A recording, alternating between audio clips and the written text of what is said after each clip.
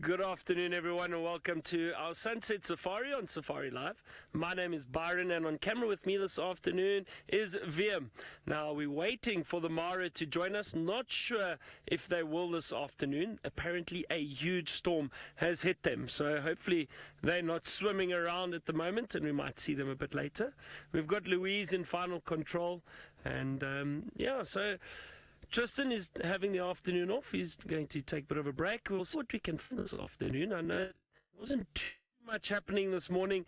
It is very warm, so my thoughts are we should go and check some of the water holes and maybe we get some animals drinking, hopefully. That's the thought.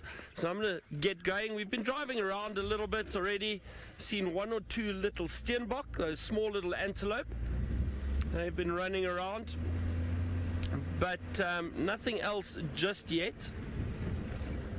Now, don't forget, everyone, we are completely live, so send us your comments and your questions through Twitter. Hashtag Safari Live is how you do it, and we'll gladly answer them. We always love hearing from our viewers, and we love your questions. Hopefully answer them. There's a beautiful African hoopoe. Let's see if it sits down. Stop. No. Did you get it there, Valdi? Is it? Let me try move for you quickly. Let's see. It's just such a beautiful bird. Always nice to see them. The African hoopoe. It just took off again. There it goes. It's gone. We'll have to try find another one for you. It's always difficult to get some of these birds on camera. They don't always play along. Now, what I did want to show you, let me just jump off the car here quickly. Hold on a second. We had, as I said earlier, we had steenbok running in the clearings here and feeding. Now, if you have, this is, look around here. Oh dear.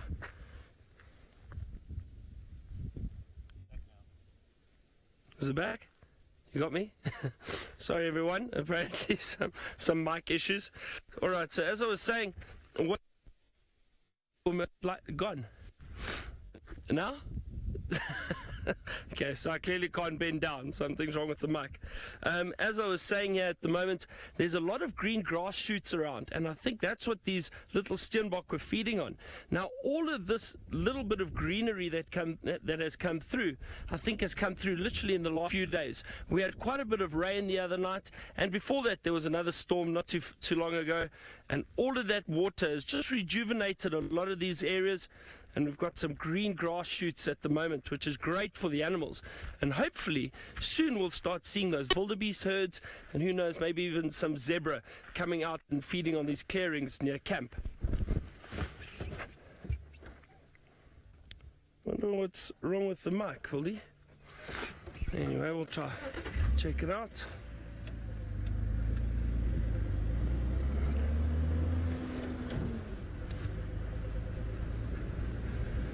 Alright, so we're going to continue down towards the dams, see what animals we can find. While I do that, let's head across to the Mara, find out how the storm is going, and Brent is apparently in the studio, so hopefully he's dry.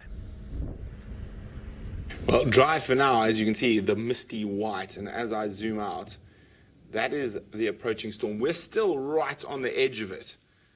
But here we go. As you can see, there's an absolutely massive storm. We haven't been quite hit by it yet.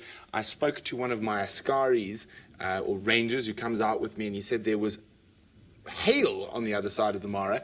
So we decided that it was safer for us to decide to stay in the studio where I'm nice and dry. And Fergus is apparently climbing tables already. Fergus has definitely been spending too much time with James Henry. And he's jumped up, but it's probably not a bad thing because there is a slight height difference between Fergus and myself. So as you can see on these screens behind me, normally we've got all the different river cameras, and in a storm this big we have to turn them off, except for Dusty. Why is Dusty still coming up? Well, we can't switch it off apparently. So Dusty is going to hold the brunt of the storm. But I decided to go find what is going on. And there's a wonderful thing about the interwebs, is you can find stuff like this. So there we go. That is Lake Victoria over there. So let me go just have a look where Ferg's looking. There we go. And we are somewhere in there. And you can see the winds. We've got about 3 different wind systems coming in to the area we are. So it is the beginning of the small rains.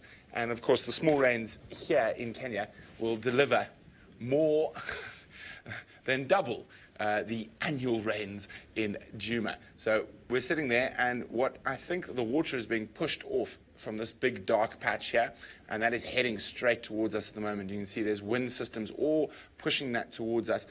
We are hoping it's not going to last for too long, but this is one of the reasons the Mara is absolutely fantastic for game viewing, is this huge amount of rain. Now, Riti is wondering, while I lounge in James's chair. See, if you're going to do it in James's chair while he's not here, you've got to do it properly.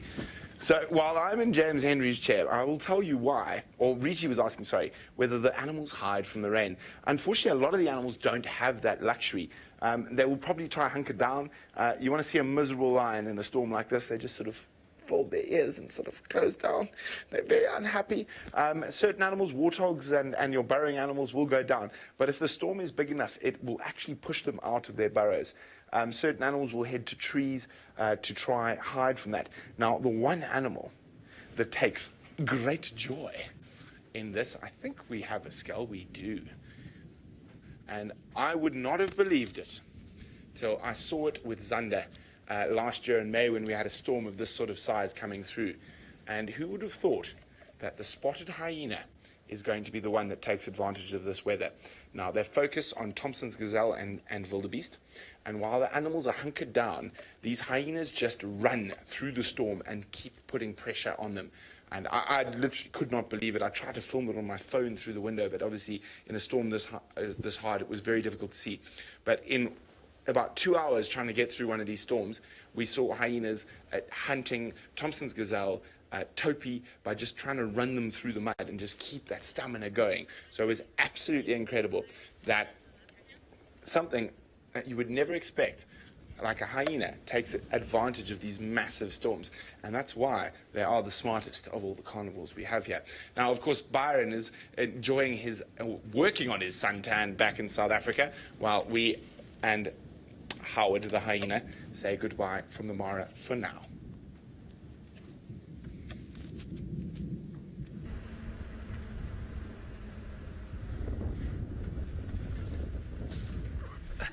I am indeed, Brent. Hopefully you're surviving. Like it's hectic. Not that I need to work on my tan in being out in the bush every day.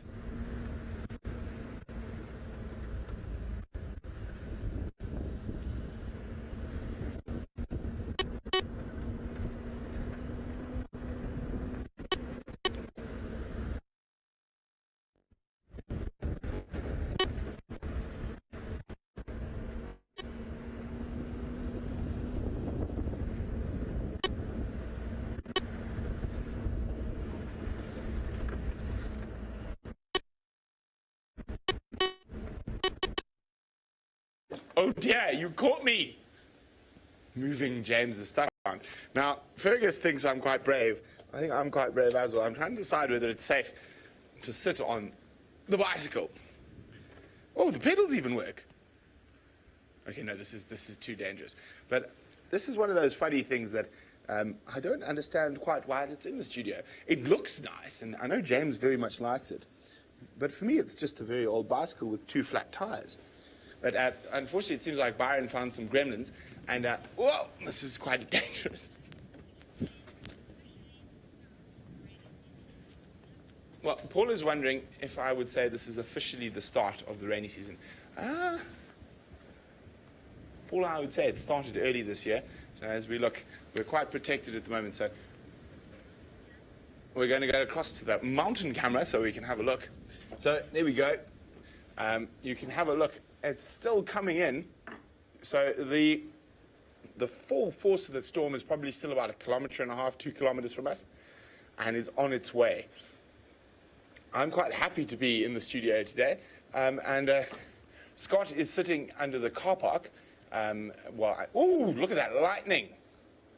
And that was incredible. A bit of sheet lightning going across the top of the sky there. And as I say, the problem with often what happens, let me just have a look with these storms, is we're looking there, and then all of a sudden, the really bad part comes from over there. And these storms turn around on themselves and come back. So Take Care is wondering, why do we turn the river cameras off? Well, the problem is that the rain, you actually can't even see the river cameras. Now, the mountain camera is mounted under the awnings of the roof, so it's got a bit of protection. That's why it's still on. But the river cams get completely splashed with mud, and you can't actually see. I've been trying to get to go clean cul-de-sac crossing for about 3 days, but every time I try to get there, it rains. Now, so I'm probably going to get into trouble for this. So James did a wonderful job getting the studio ready for TV. But when he was choosing the things we printed, and most of them are brilliant, there's a couple of ones that are a bit out of place. Now, let's move this out of the way. It's a bit too hot for a fan. Oh, cool. The bicycle's got it. Oh, there we go. And let's just move this out of the way. There you go. So there's a few things that are out of place. And the first, obviously being me, the first thing I saw was like, well, James, I don't think there are any red deer in the Maasai Mara. Now, red deer are the only native deer species to Africa, and they only occur in Morocco. But that's okay, they still live in Africa. The thing that was my most favorite thing to see, and it is quite a bit of a camp joke how this thing arrived. Let's see, can we get it out here? Yes, we can. And I know what happened. I think Jamesy accidentally pushed a button. But we ended up with the Caucasian mother, which is about as un-African as one can get. Pretty picture, though. Well, let's put it back. But there's some wonderful stuff on this wall if you start looking carefully, including my favorite family of butterflies. Here we go, the Acreas. And I'm trying to see if I can see the scientific name for the wandering donkey. No, we don't have a wandering donkey on here yet, but unfortunately not. Now, there was one picture that I found really, really fascinating. I can't find it just now, but this reminds me of it. There's some giraffe here with a human being for scale. But I'm actually going to throw this back on you guys. Who can tell me in what country a giraffe was held in menagerie in the 13th century? There's a good question for you. Now, it's a very, very interesting question because it goes into a much longer story about who discovered the world. Now, there's your hint. Hashtag Safari Live. If you can tell me what country was there a giraffe in the menagerie in the 13th century. But while you ponder that, and I ponder more of what's on the wall, let's go across to Byron, who's bumbling around Juna.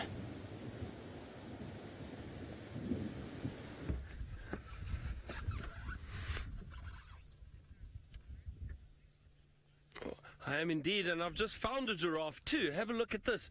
Just across the drainage line on the other side, there's a beautiful male giraffe. Busy browsing at the moment. There are some green leaves around, so it's perfect for these giraffe. If you have a look, we've spoken about it before, but just at those horns, or what are known as the ossicones, on top of the giraffe's head, the males are completely bald, and you can actually see the tops of them shining in the sun. And the females have got little black tufts of hair that cover those horns completely. The males are always bare and always showing. So you can tell just by looking at the tops of their heads if they're male or female.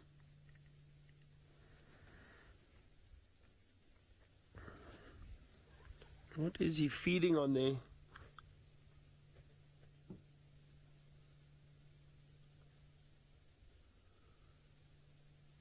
Looks like a knobthorn with some leaves on it already. quite far away, but it does look like an acacia from here. Now, it is a bit closer to the drainage line. There are some other trees around here that have got some green leaves on them. Because they're closer to the drainage line, there's a bit more water down here. So obviously the water table up here is a little bit higher, so there's more water for them.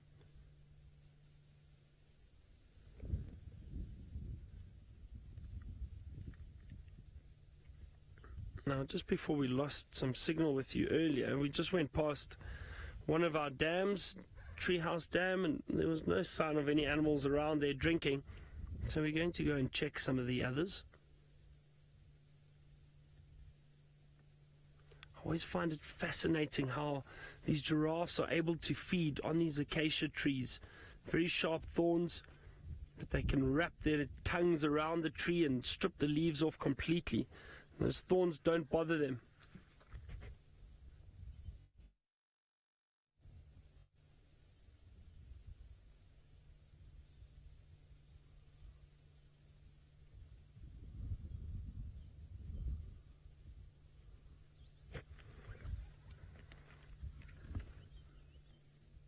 Let's see if maybe we can get another view from the other side. Maybe see more of his face. Hold on a second.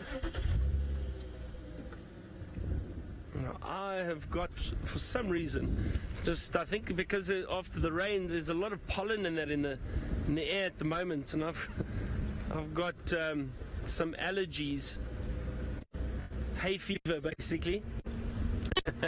So Louise is.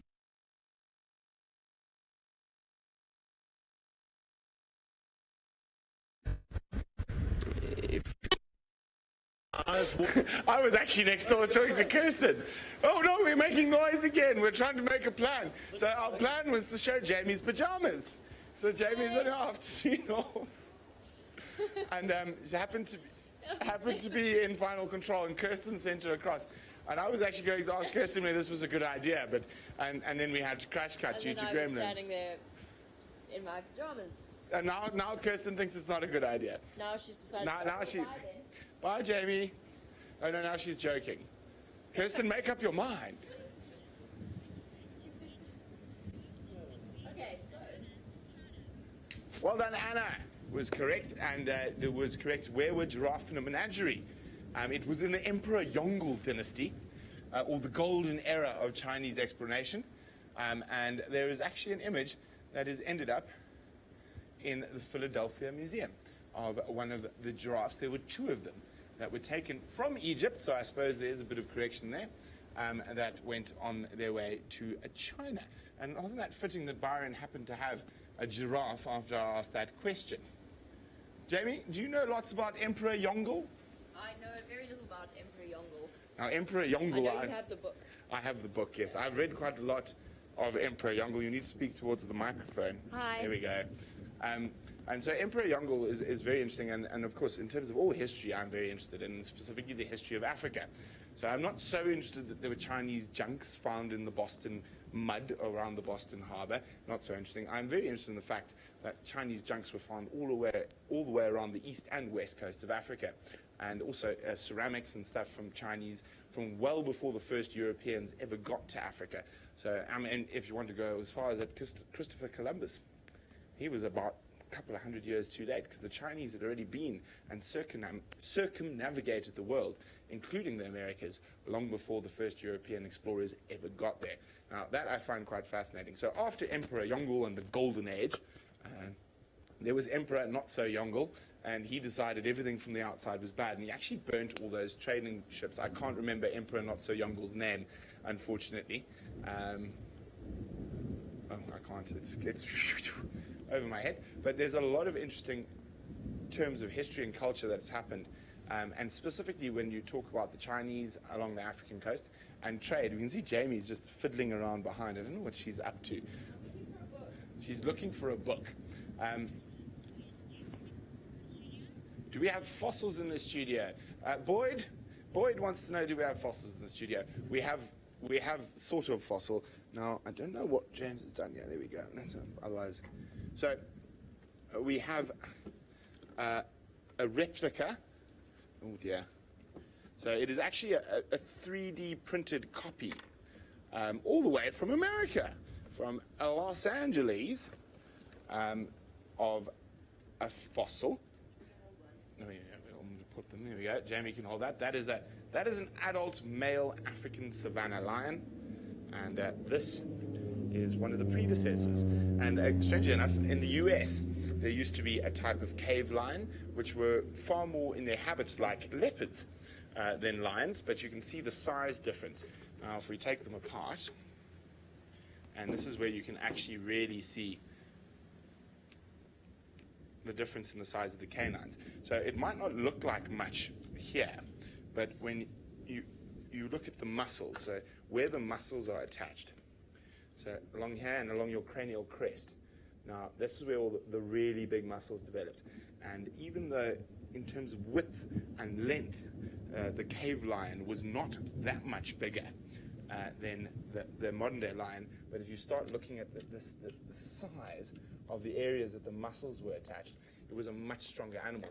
And this is an African cave lion, and African cave lions went extinct, and they were outcompeted by these little lions. Now, why did the little lions win? Well, the little lions won for a very simple reason. They became the only social cat in the world, which enabled them to compete against the far larger but solitary cave lions and saber-toothed cats. Now, there were lots of weird animals that used to live in Africa, and since we're in the studio, I think it's a good time to talk about some of them. So, we're talking about cave lions. There was actually a giant hyena that was the size of a waterbuck. There were running hyenas that could move as fast as wild dogs. But again, the giant hyenas, I think, have I lost comms? I haven't. But we'll talk more about running hyenas and giant hyenas and cave bears in Africa in a little while. But it seems like Byron has got a bird that says, Victor, Victor, Victor.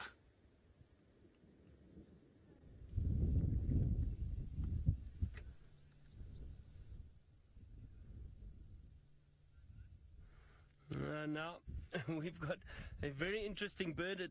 It looks like it's a greater honey guide. It is fun. It's hiding behind those branches at the moment. Haven't seen one of these for quite a while. It's always nice to see different birds flying around. I'll show you a picture of one shortly, just so you can have a better view of it. Louise is teasing me. She wants to know what the call sounds like. So, the greater honey guide has got. Oh, it just dropped down there. The greater honey guide has got quite a call. It sounds like it's saying Victor, Victor, Victor. Yeah, excuse me, all of my bird calls aren't very good. Let me show you. There we go. That's the greater honey guide. And earlier it was sitting up in a tree, and I got to see that prominent little white spot just behind the eye over there. And that orange beak. So nice to see this bird. There we go. It's another view of it. Play the call for you so you can hear what it sounds like. Listen to this.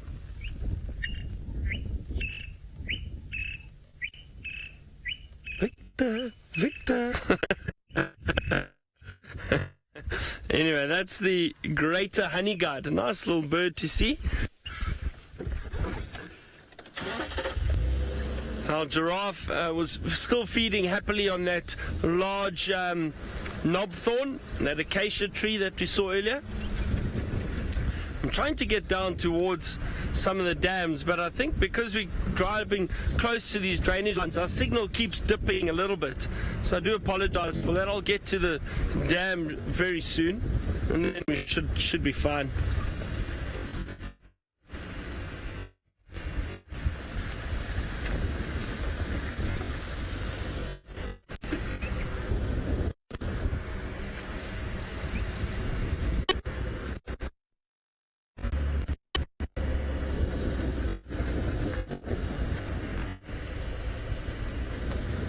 really nice and warm this afternoon. So I'm hoping, I'd really like to bump into some elephants. A herd of elephant would be great, moving down towards the water holes.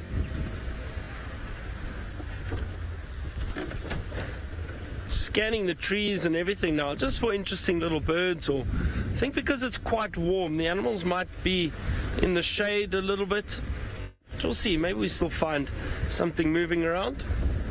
These drainage lines are great. It's a nice cool area.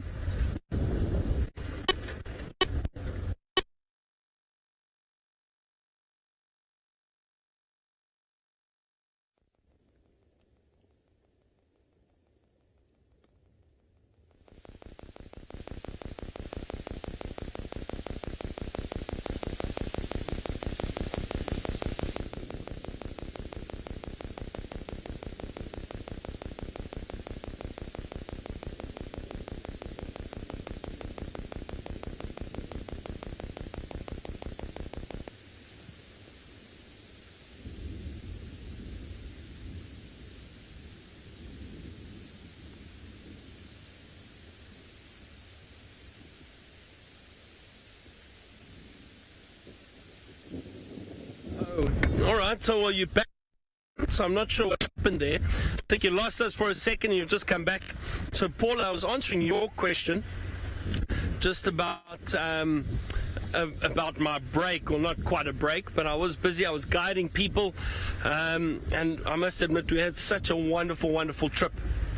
So these are guests that are very keen photographers, and we're going to different areas, but they do look for specific animals from time to time. They want specific pictures of animals.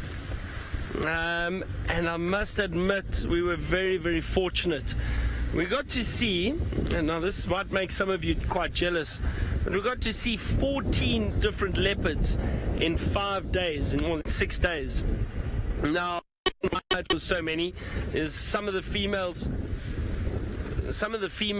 had cubs. One female in particular had 3 cubs at the moment, so that was really nice. Very rare. It's not often you get to see 3 cubs. And then we had another female with 2 cubs. We had a number of leopards with kills in the tree, and every sighting we got to, which was fantastic, we got to spend a lot of time with these leopards. We spent the one day we spent our entire 3-hour drive with a leopard and cubs, so it was very special, very nice. We also saw a lot of other animals, elephants, rhino. We saw lots of buffalo. No, actually, I only saw a few buffalo, and towards the end of the trip, there weren't many buffalo around for some reason. I don't know if it's got something to do with the drought. I'm just having a look here, because we're now down at Twin Dams.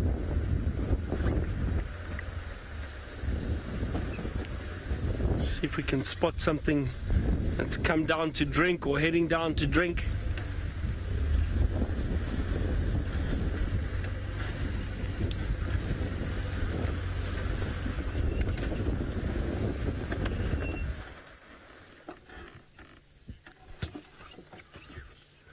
Let's just sit and listen here for a little bit.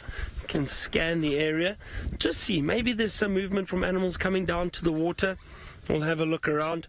Now, Rashni, you were asking about the difference between taking guests on a photographic safari and guests that are perhaps their first time. And it is different, Rashni. It is very different, because I find often guests that are very keen photographers or do it as a hobby, they've generally been on many trips to the bush before, been on many safaris. So it's different. It's a different guiding style, because then the idea is to obviously go for something specific, as opposed to just enjoying whatever you see, which we still do, but we'd be looking for specific pictures. We also photograph something wonderful, which I've never seen before in this area.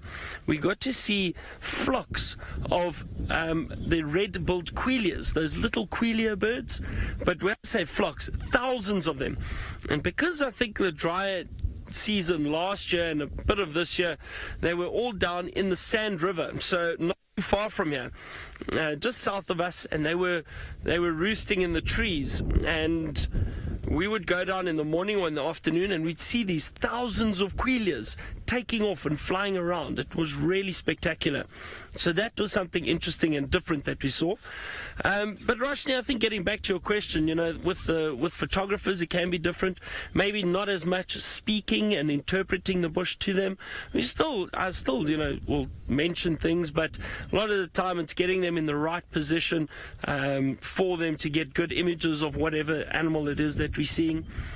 So it is different. I also guided some guests just after that, complete first-timers. They'd never been to Africa before, and that was really enjoyable. I loved that because the excitement you get from guests on the vehicle when they're seeing the animals is completely different. So it's really wonderful. I enjoyed that a lot.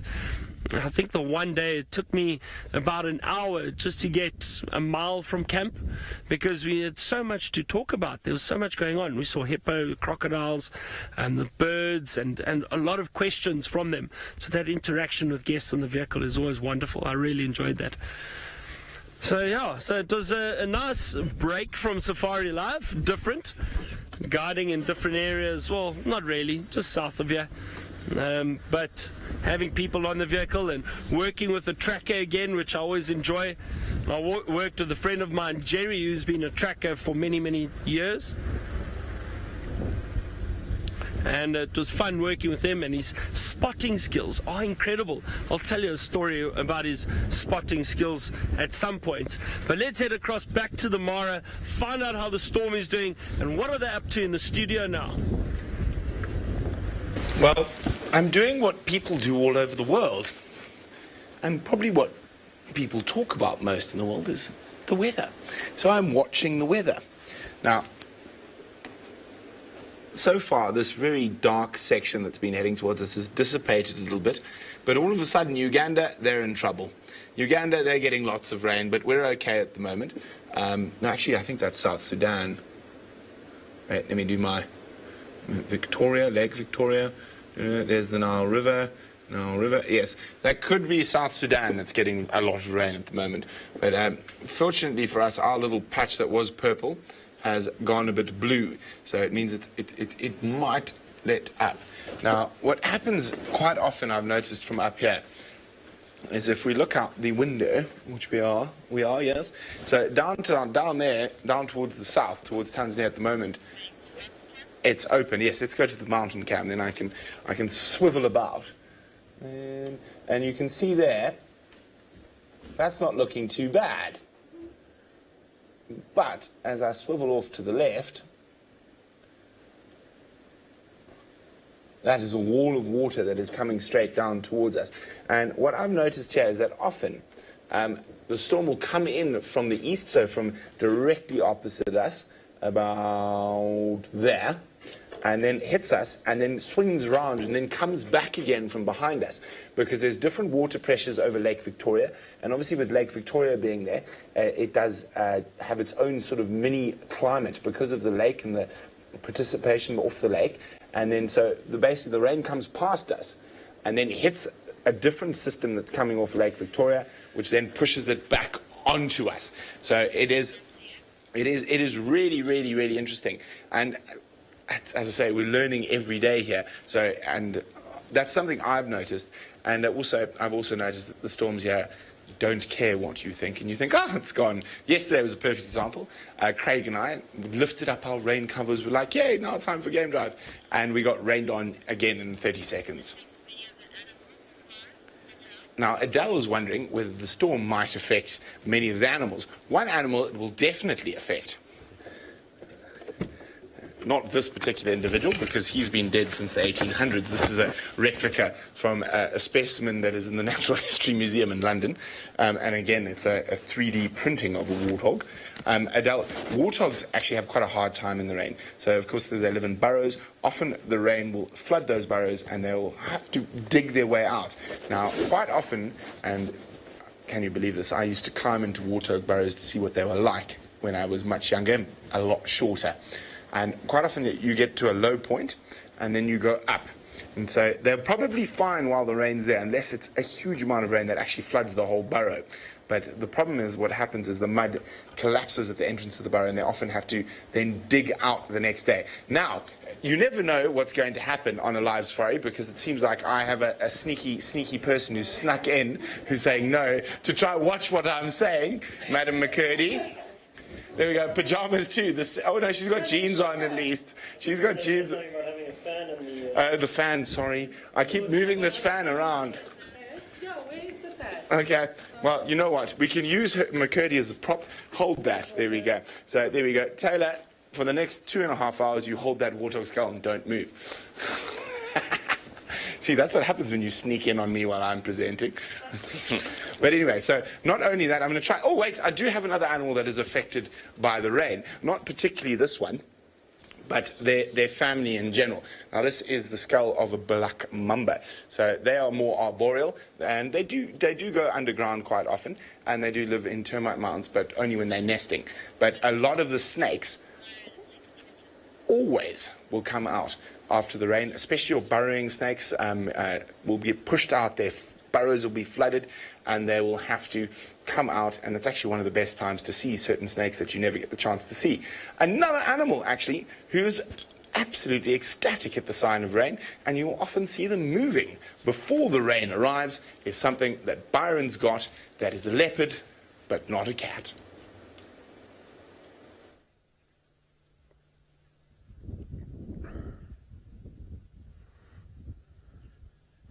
You are right, Brent, and I know you guys are getting out of the rain, but an animal that's enjoyed the rain and the moisture, this very large leopard tortoise, the first one of the season. That's really great. I'm going to try and get out quickly, just to show you how big he is. Hold on. Jump out. Hopefully don't lose my mic comms with you. Have you still got me, Goldie? Oh, this is a huge... Got me? Perfect. Now have a look how big this leopard tortoise is. Really, very big.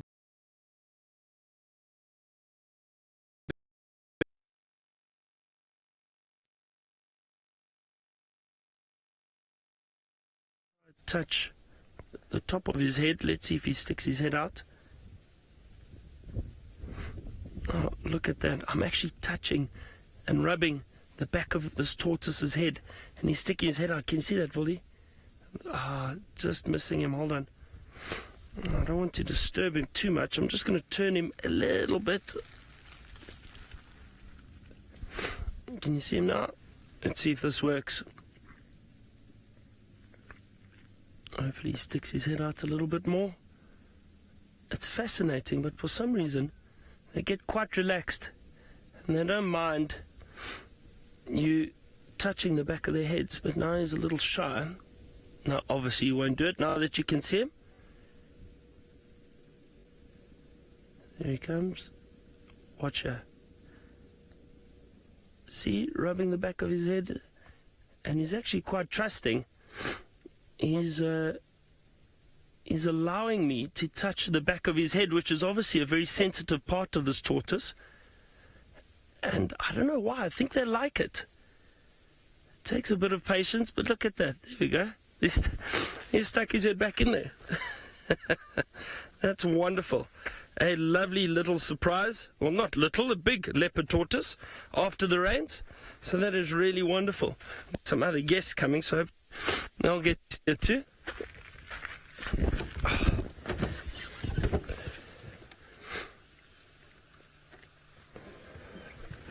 Let me just move out the way here quickly.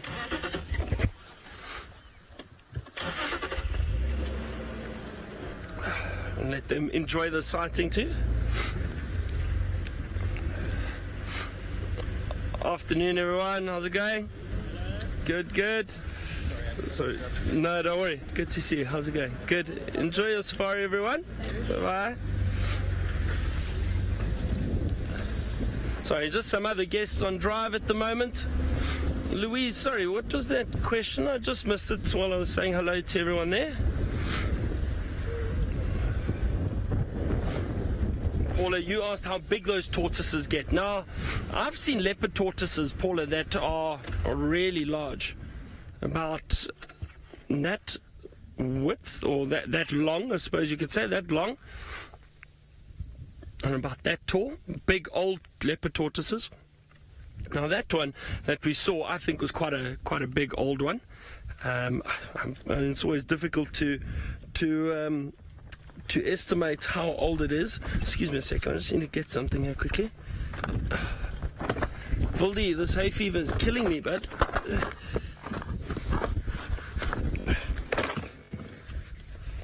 Excuse me, everyone. I'm not going to blow my nose. Just get... Oh, dear. Pardon?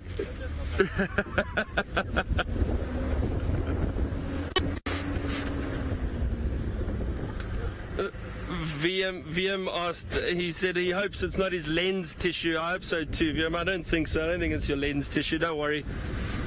Aaron asked, what is the smallest tortoise we get? Yes, we get 2 species of tortoises out in this area, in the Greater Kruger area, and it's the leopard tortoise and the Speke's hingeback tortoise.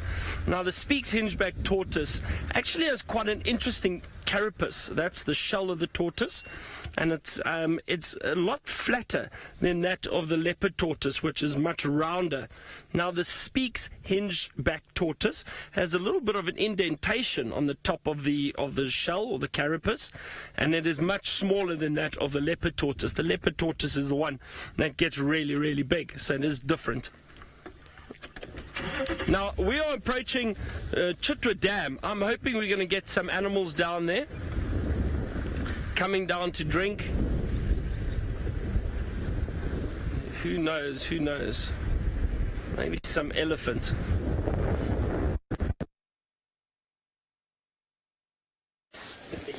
So, we're live, Vegas is laughing away. Now, it seems like the studio has become a bit of a storeroom. I think this, in particular, belongs to Rebecca Christensen, who might have been using... Oh, no, that's too dirty to do yoga on. I'm not doing yoga on that. That's too filthy. Sis Becca.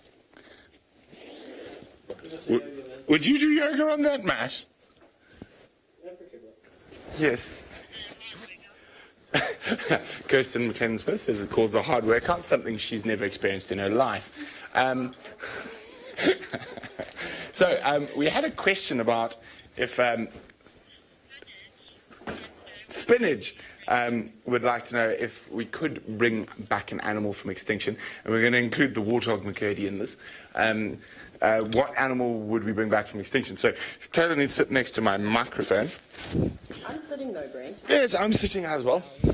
So what animal would Taylor McCurdy bring back from extinction? You're going to laugh at me, but my first love growing up as a kid, I wanted to be a paleontologist. So I would like to bring dinosaurs back, all of them. I knew he was going to do that. As Kirsten says, too many dinosaurs, not enough space.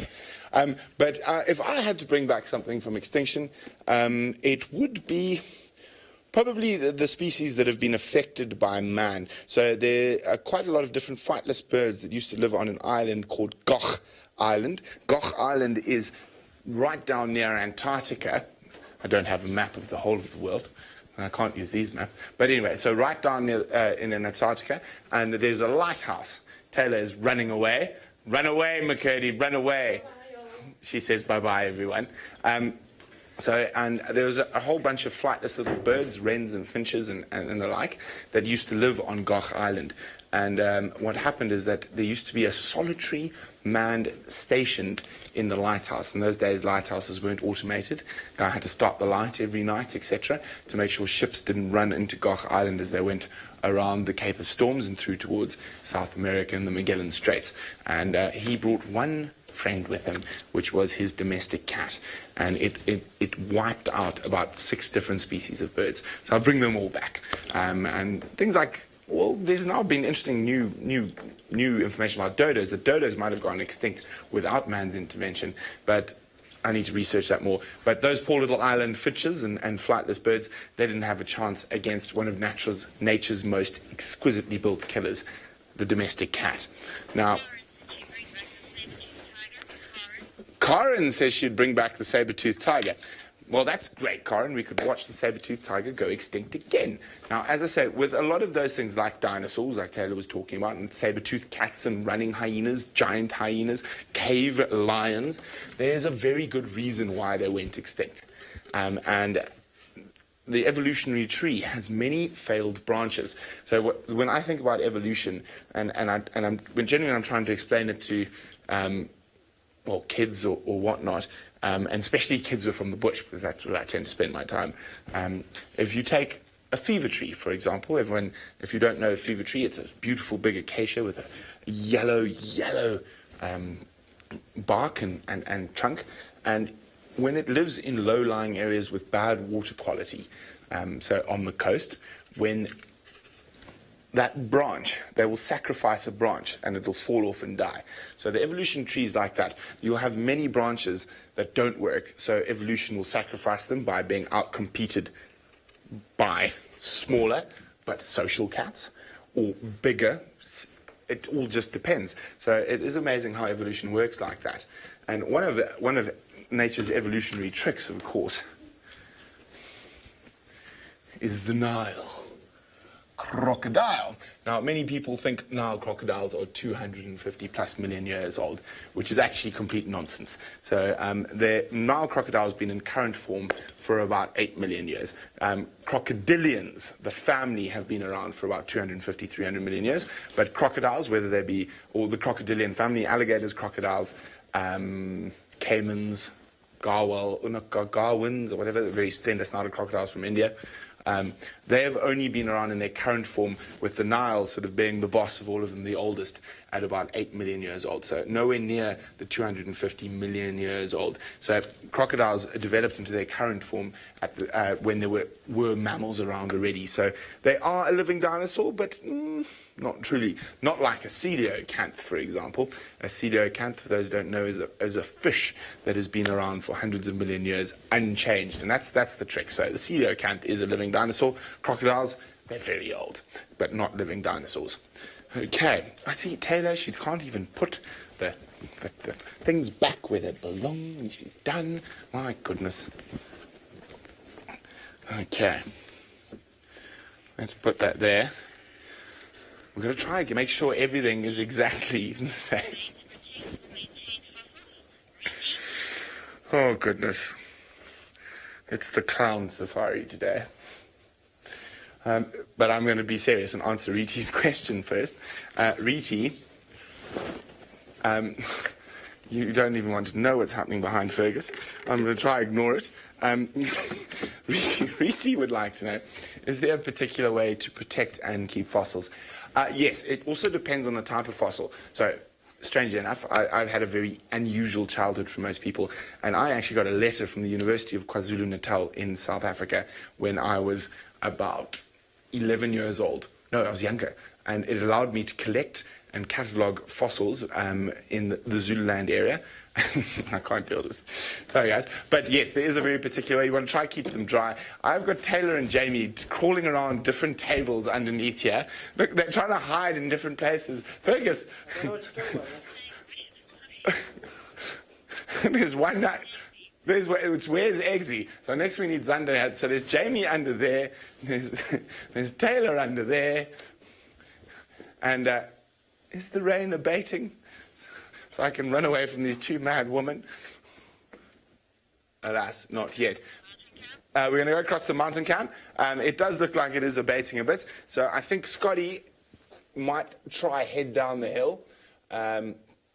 I don't trust the weather yet, so I'm going to stick in the studio for a bit longer. So as I said, it's gone past us now, the main body of it, but there is another storm coming in from where the light was earlier. So there we go, you see the south. There's another storm coming from the east there. You can see that wall of water approaching. And I always find it fascinating. Look, you can just see the water shining off of Mountain Cam had a moment, off the ground there. So there's a lot of groundwater. Now, last time we had the ability to look at the river cams. Unfortunately, this time we don't.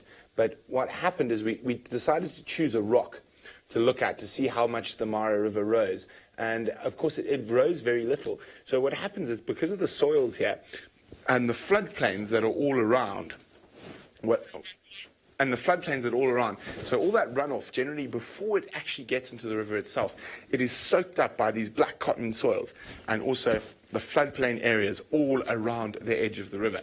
Now, of course, that's great for grazing. It's going to create a lot of greenery around there, which I think in the next while will definitely be attracting elephants and whatnot.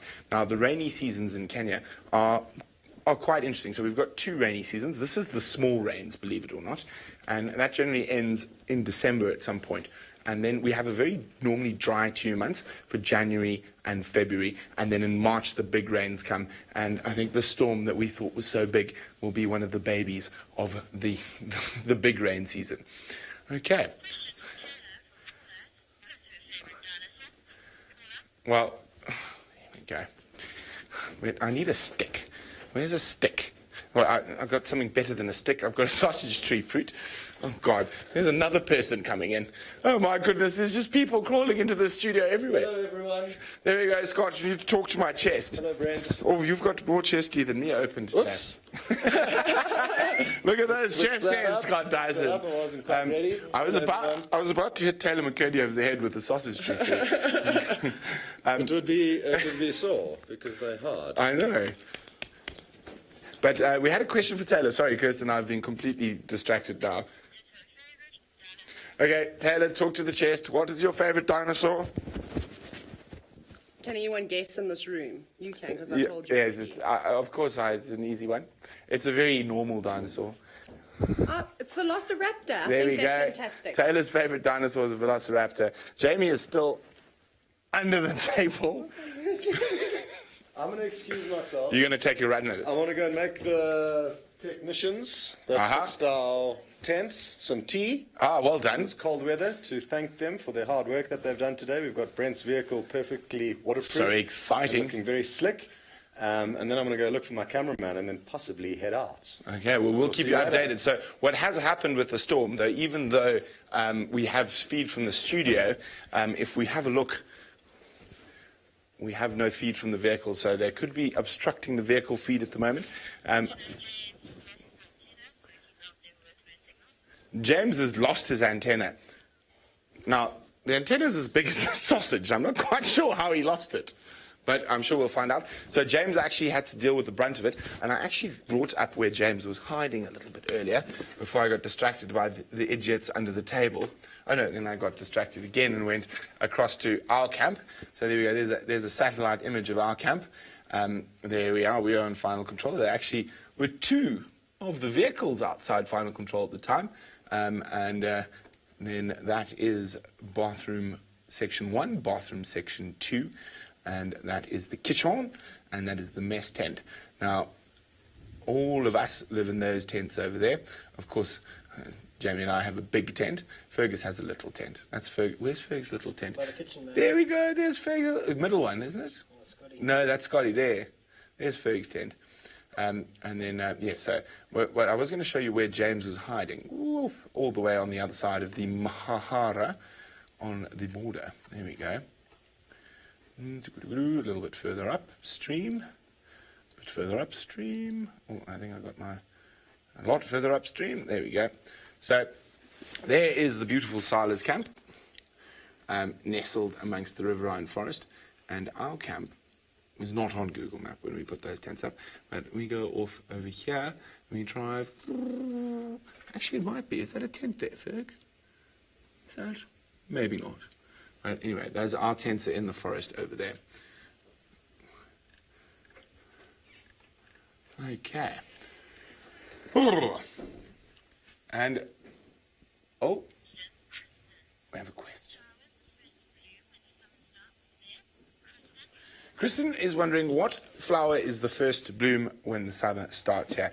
Kristen, it depends actually. So like anything, in an area like this where we get rain throughout the year, the flowers bloom throughout the year. So there are different flowers that are continuously blooming. One of my favorite flowers, which is also one of my favorites from Juma, that is blooming here at the moment, is the bird's brandy, which is a type of lantana, which is a very tasty little fruit, and there's actually growing just outside our tent. So that's a very nice one. I just nip a little purple fruit, and they're not very big. They're absolutely minuscule on the way past. And now I can't remember the name of the white flower that's grooming at the moment. It's Serena. It's a Serena, Ciriana. But a lot of the guides in the Mara call it the toilet paper flower. That is not its real name. It just looks like white bits of toilet paper apparently across the grass, but it is not toilet paper. It is actually a very pretty flower when you look at it a little bit more closely. Okay, let's put the sausage down.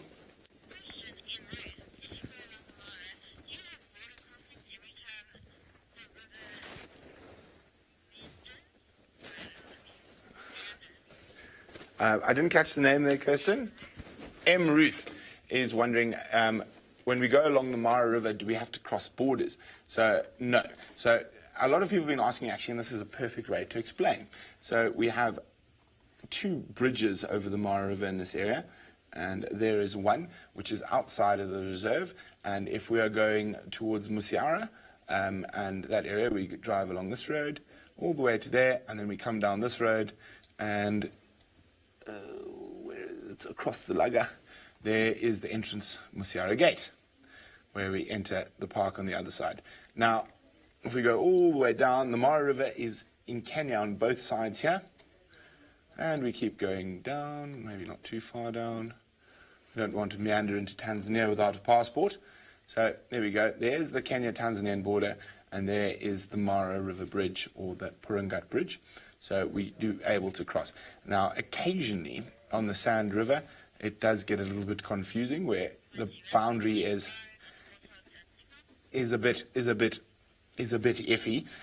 But generally, we always stay on the Kenyan side. We don't illegally cross the border, and we never have to use a border crossing. Now, it seems like Byron has finally found some signal and a pig, but I bet it's not as big as this one.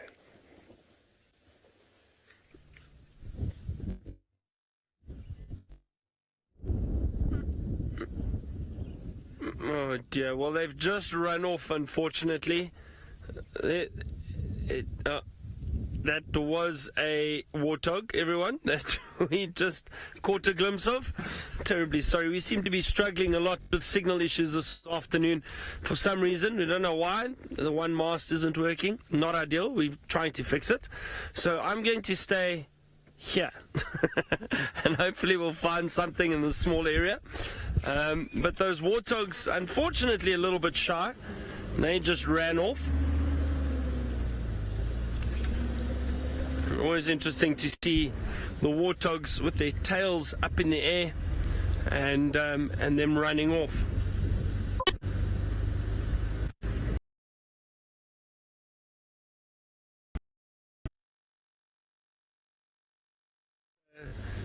Busy studying to be a guide, and she wanted to know about symbiosis. Now, some of you may have heard it, and I thought, how can I bring up symbiosis? But of course, it's easy. We actually saw a bird earlier that is great for symbiosis. Now, symbiosis is basically when 2 species interact. So it's, but there are 3 types of symbiosis. Now, what I'm thinking of is obviously the honey guide that we saw earlier, the greater honey guide. Now, with the symbiosis, there are 3 different types of symbiosis. So you have commensalism, mutualism, and parasitism. Now,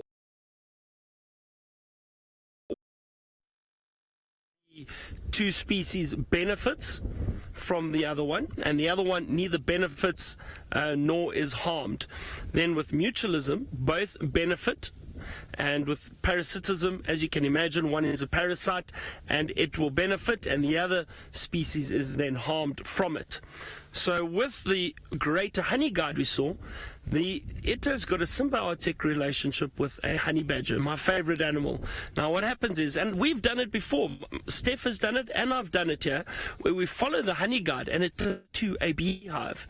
Now the the honey badger will follow the greater honey guide, and it will lead it to a beehive. And the honey badger has got those sharp claws. It's able to scratch open the bark of a tree and get to the beehive. It will feed on the honey, and what happens is then the honey guide can then feed on some of the honey and the bees that are exposed. So there is a clear example of both parties benefiting from a relationship. So that is mutualism.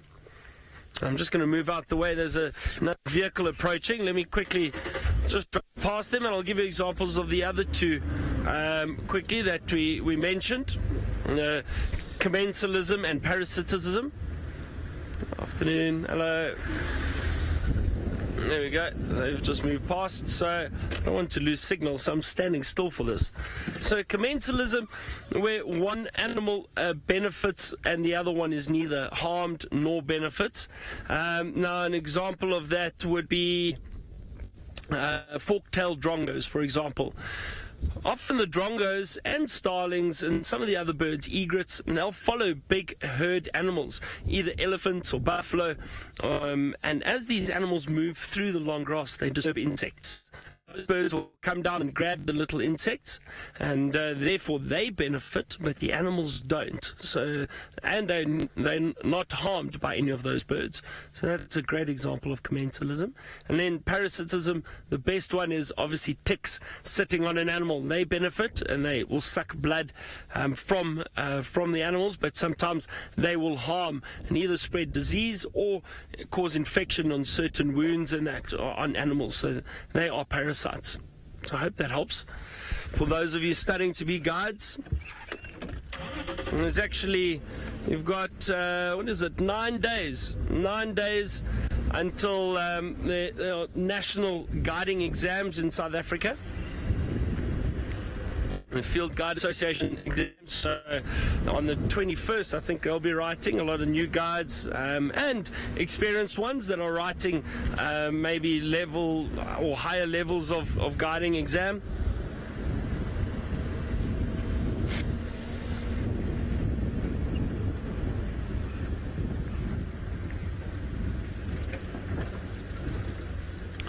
James, now you asking which sighting was my most memorable while I was away. Now, trying to think. We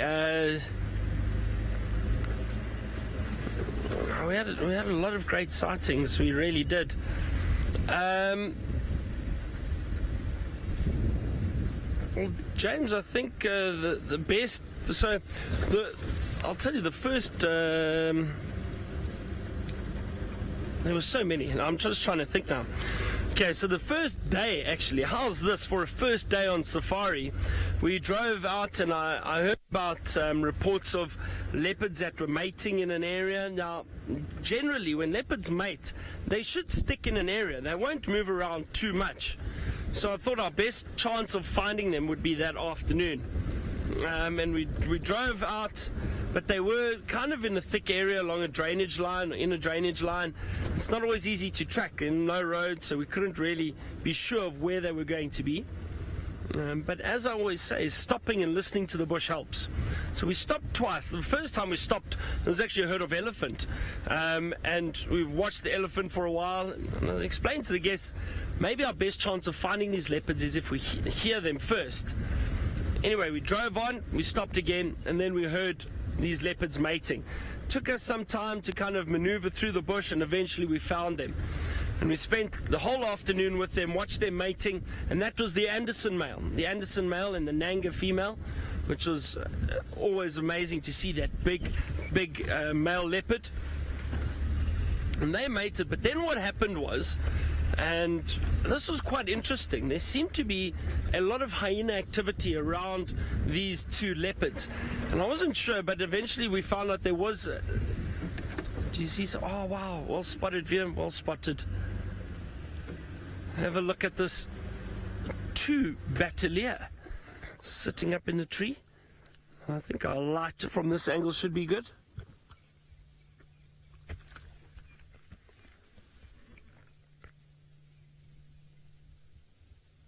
One of my favorite eagles. I love the colors of the Quelea. Now these are two adults. You can see they've got those bright red faces, red legs. Hopefully they turn for us a little bit. There we go. Oh, look at that.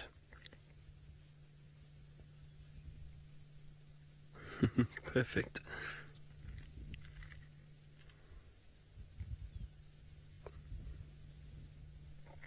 You can see the wind blowing those feathers up, and I always enjoy seeing those heads of the bateliers. They've got quite broad, wide heads, and especially when the wind blows from behind, you can see those feathers get puffed up a little bit, and it appears as if their head is much larger.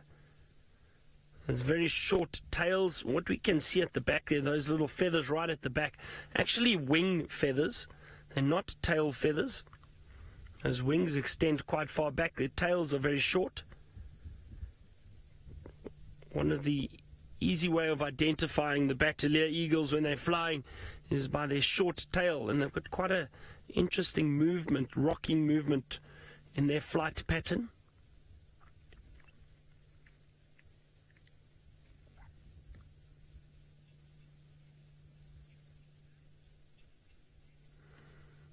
Chitty Chatty Meg, they're such pretty birds. They are. They really are very beautiful. Look at that perfect view of the two faces next to each other. That's actually a wonderful photograph.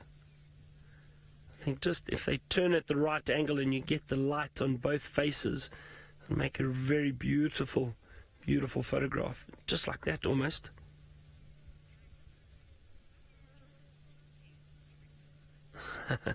Eric the poet, you say an eagle with two heads. It looks like it almost, doesn't it?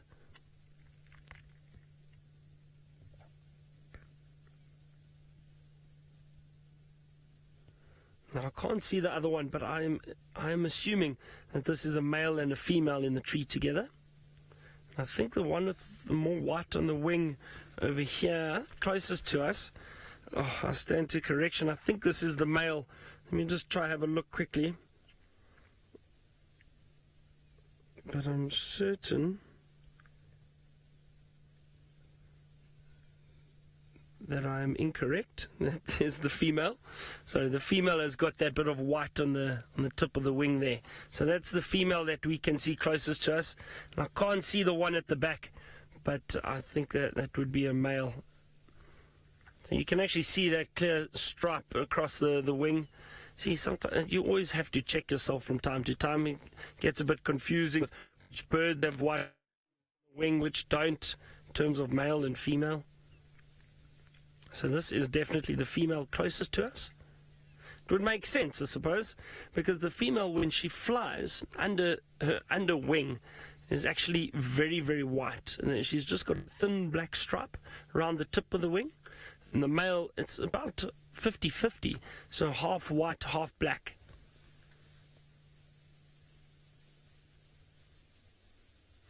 I'll show you what I mean by that.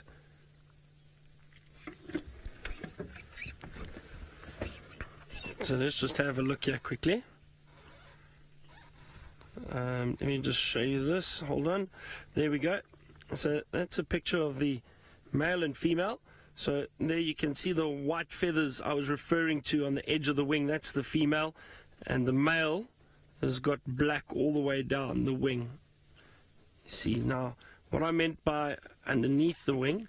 If you look, and that's the female, a lot of white with that thin black stripe. And the male has got a lot of black and a lot of white. So a little bit of both.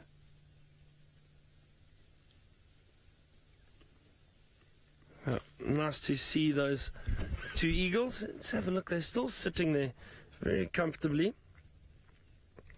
Now, Andy, you asked if they're made for life. They are monogamous. They are monogamous eagles, so they do stay in pairs. I always, you've got to be careful, Andy, with that term mating for life, because out in nature, yes, they'll be monogamous and the pair will stay together, but obviously if something happens to one of the birds, one of the animals, it will, instinctively go look for another mate. Oh, there it goes. And that is the male. I could just see as he took off, and there goes the female. Underwing, a beautiful, beautiful black and white of the male, and the female with that beautiful white underneath. Well done, Viam. Well done. Wasn't that great? Lovely. Nice to see the Battalier eagles.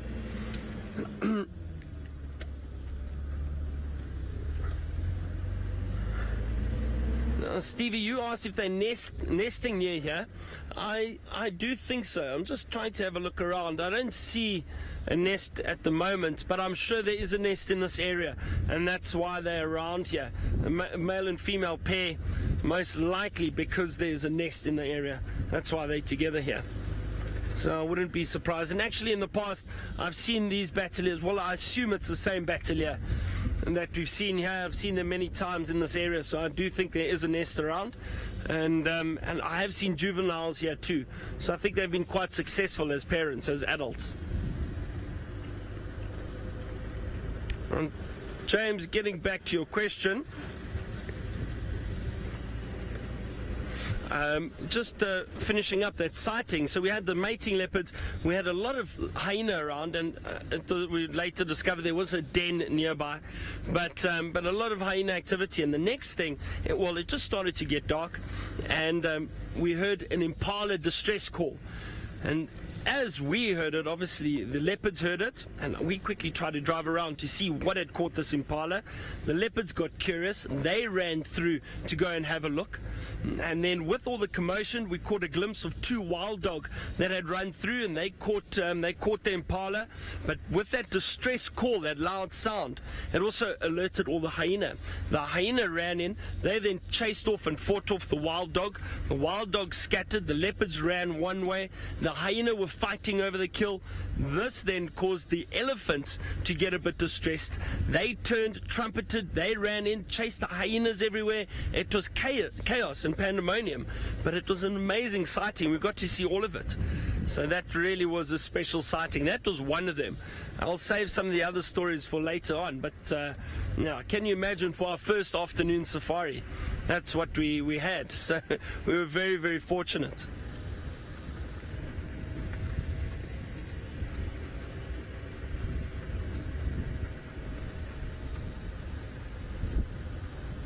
All right, well, let's go across to our very wet friends in the Mara, and let's find out how the studio is treating all of them. Oh, it started falling. I managed to catch it. Stay. No. But anyway, so I decided to do a little bit of research into some Maasai folklore. Oh, Turako feather. There we go. Isn't that pretty? From Muscalo's Turako. Very, very nice. But anyway, back to Maasai folklore. Now, unfortunately, I don't have two young men. I've got two old men, but they'll have to do. And there's a piece of my shuka. And so the story goes, it's the two... Oh, 1 second. No, I can't remember the name of the story. I can remember the whole blooming story, but I can't remember what it was called.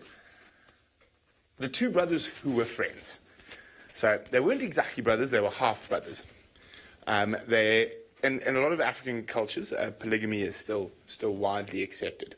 So there were two brothers from the same father and a different mother, but they were inseparable. They were closer than full brothers would have been. They were the best of best friends. And every day, they used to go out to look after the cows. And off they would go. And then when the one brother was very, very young, his mother died. So the husband only had one wife left, and she was then tasked with raising both the boys. The boys' friendship continued into their teenage years. They were the best of best friends. They were absolutely inseparable.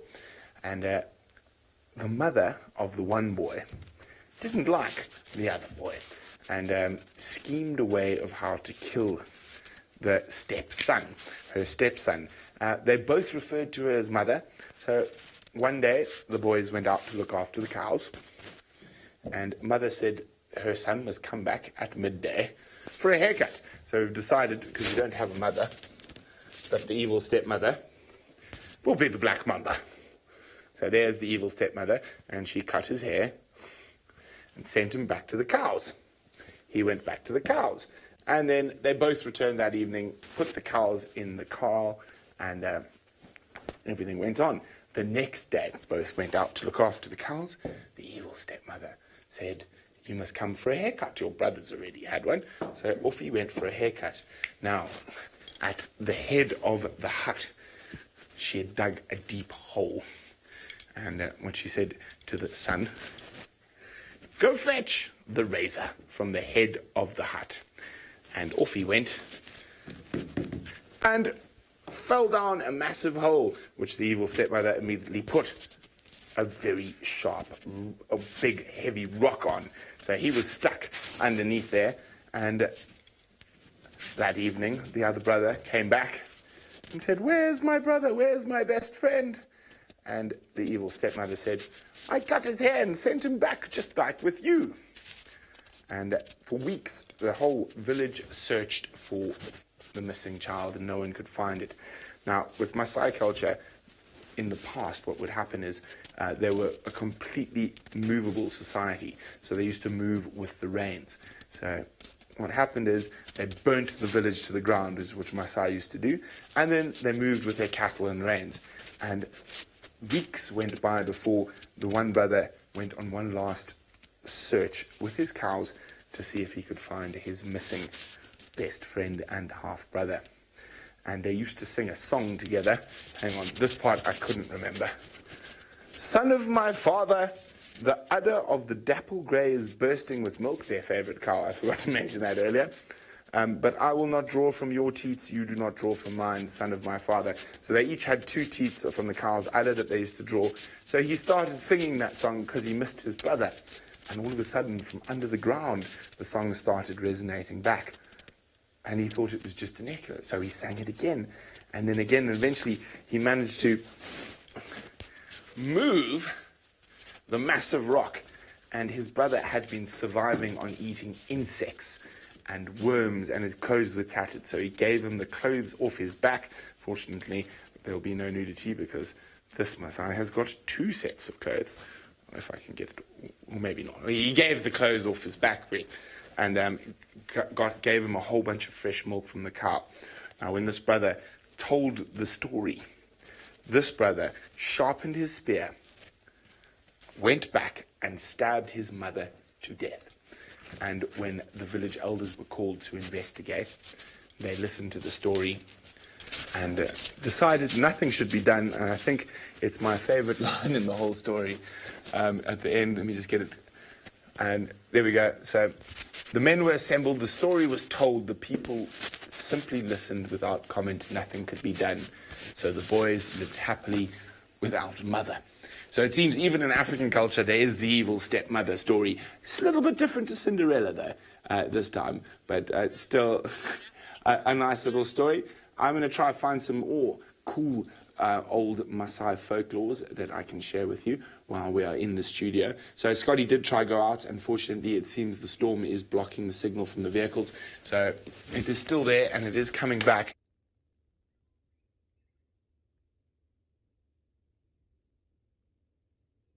And James.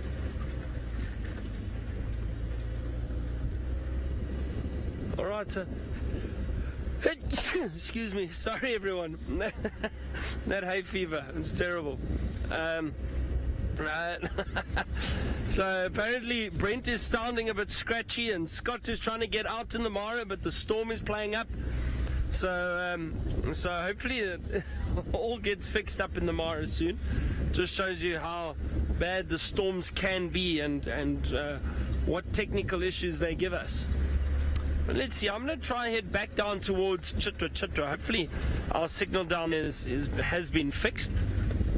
And we'll see if we can find anything down there. Now I'm having a look for some of the cuckoos. I know some of you would like to see the cuckoos, and there are a few of them coming back. I've already seen the African cuckoo, and I heard the Class's cuckoo this morning. Now it's a beautiful green cuckoo. Hopefully we can see some of them and show them to you.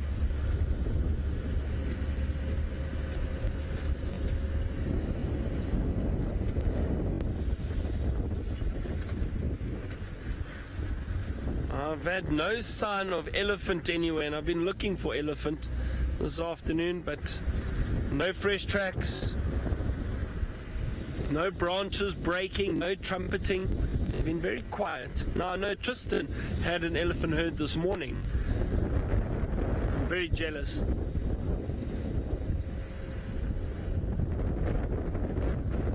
Also think this time of year what happens is when it is dry, the elephants tend to move down towards the rivers. There's a lot more green vegetation around there, a lot more water. So elephant herds tend to move down into areas where it's a bit greener. Oh, there goes a steenbok. Will it stand for us? No, not interested. Just ran through into the long grass. You might see it there. There we go. Beautiful male steenbok. Oh, it's nice. Always nice to see these little antelope running around. I've actually seen quite a few this afternoon. I think they're coming into these open little areas where there's green grass to feed on.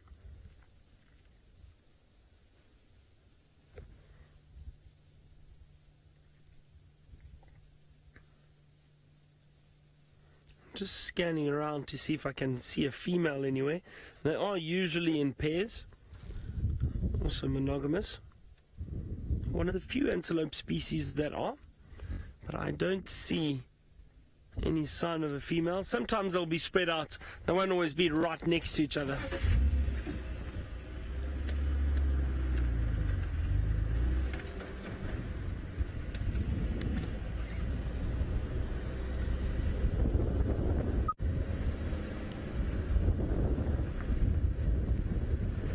Bridget, you asked about the yellow-billed kite and when will that be back?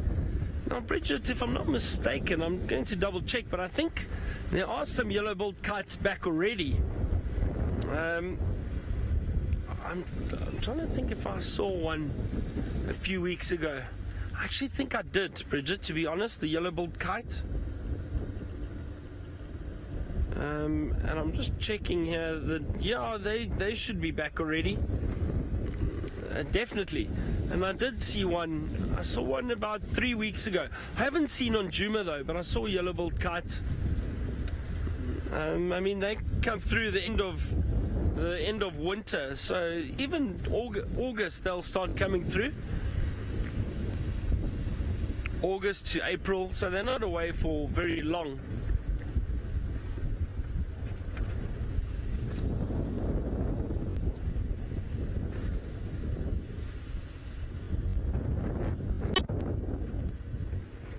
Adele, you asked what is my favorite raptor species. Well, that would have to be the martial eagle. I love seeing the martial eagle. And it's actually my favorite bird. I think it's just so regal. It's got these deep set eyes, beautiful colors, powerful, strong, powerful eagle.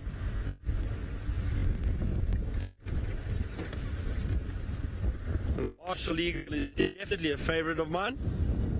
Trying to think what else, what other other raptors I enjoy.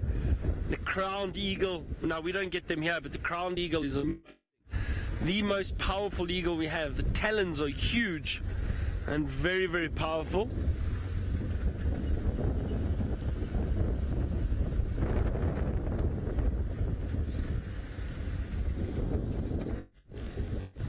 I'm scanning the trees too, just to, you never know, maybe there's a leopard up in a tree somewhere.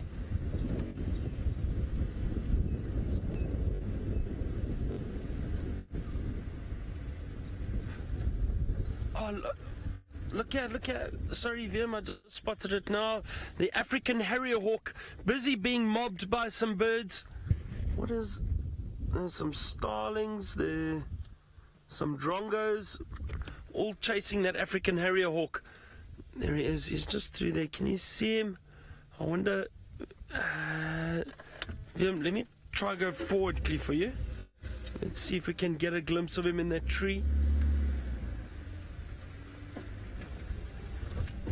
It's probably going to be a bit different from here now. It's gone on to our neighboring property. Vim, I don't know, maybe through there.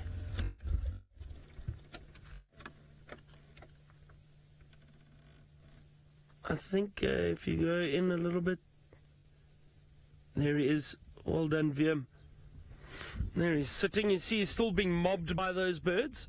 Now, the reason why a lot of birds mob these African Harrier hawks is because they raid nests and they feed on chicks and eggs.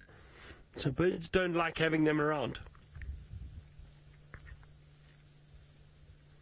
Now, I wish we could see the bird change the color of its face.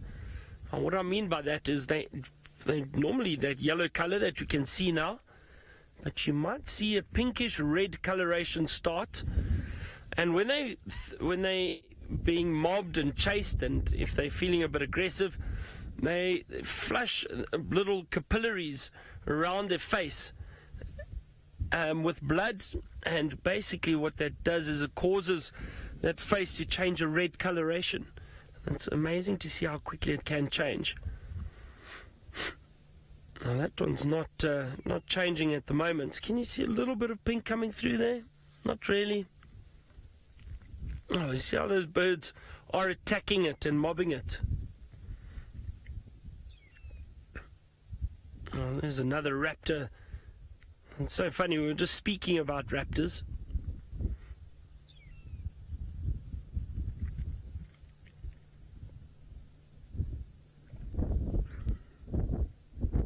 They are beautiful birds. I do enjoy these African Harrier hawks. I can hear a squirrel busy alarm calling too, not far from there. Now the squirrels will alarm call at any bird of prey, really.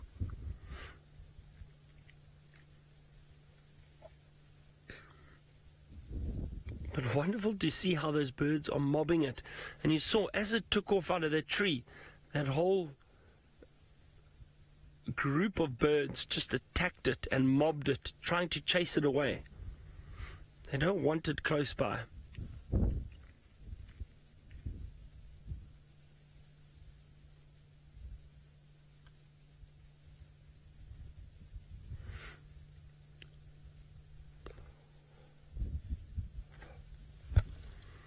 Just shows you, again, you know, even though we're not seeing too many animals around at the moment,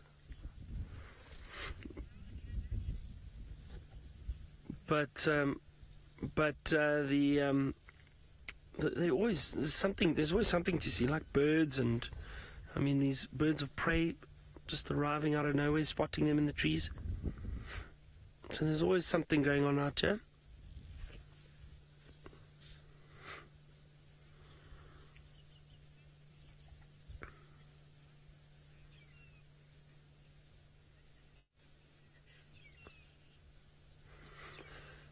Now, Stevie, that's an interesting question, and one of the amazing sightings I had last week was of a number of leopards with kills in the tree. And you were asking if birds of prey or eagles or vultures will steal kills from leopards up in a tree. Now, to be honest, I've never seen it before. I've never seen it. Usually a kill in the tree that's hoisted is well hidden, and you don't often see birds going to feed on leopard kills. However, last week, for the first time, I saw a batalier and a tawny eagle come swooping in, trying to get close to a kill in a tree. A male leopard had hoisted an impala into the tree, and these birds were trying to get close to it. And as soon as they came in, obviously the vultures usually follow those birds. They saw them flying down. Next thing, a whole bunch of vultures came in, and this leopard ran up and down the tree, chasing these birds away. And it's the first time I've ever seen that. It was really fascinating. And as I said, I've never seen birds of prey go and try and steal kills from leopards or feed on kills in trees. But this one was quite exposed, this kill, and I think they had seen it. Gone in trying to get maybe some food, but this leopard was quick, watching the vultures and the trees, vultures in the trees, as well as the eagles flying around, and it was up and down that tree, chasing the birds. Every now and then it would run up and then run down, just keeping the birds away from its kill. Really fascinating to see. So, look, if the leopard isn't quick enough, maybe the birds will go and feed on bits and pieces of that kill. But usually I think a leopard would be very clever and quick enough to get up and maybe hide the kill a bit better, make it difficult for the birds to get to. But it was interesting, and like I said, I've never seen birds come into a leopard kill before like that. But at times they do. I've seen maybe one or two tawny eagles or bateleur hanging around, but never actually flying down, swooping into the tree, trying to get closer to the kill. So it can happen indeed.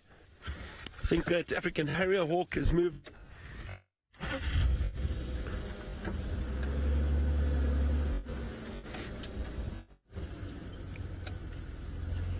Sammy Jane, I've never heard or witnessed a group of mobbing little birds killing a big raptor. I don't think it's possible. I've never heard of it. I've never read it anywhere. So I don't think so, Sammy Jane. I stand to correction. But off the top of my head, look everyone, I've just found what I think is the mate of that other steenbok we just saw. There's the female right there. There she goes. As I said, they're not always right next to each other, but they will be in the same area. So I think this is possibly the mate of that male that we saw.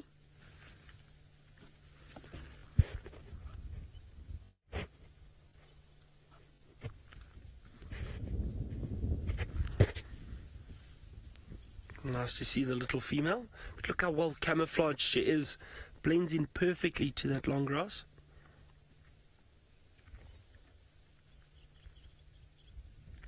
Well, Sammy Jane, just getting back to your question, as I said, I don't think little birds have ever killed a large bird of prey by mobbing it. I've never heard of that, and I find it very unlikely. If any of you have heard of something like that, please let me know, but I don't think so. I don't think it's possible. Also, those little birds, they don't necessarily feed on meat. I mean, some of them are insectivores, some of them eat seeds.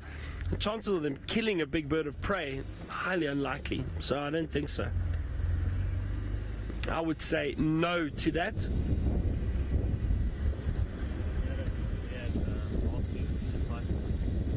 Really?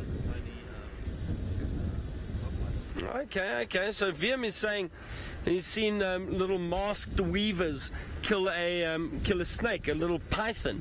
Now that's a bit different, and I've seen little birds kill reptiles before.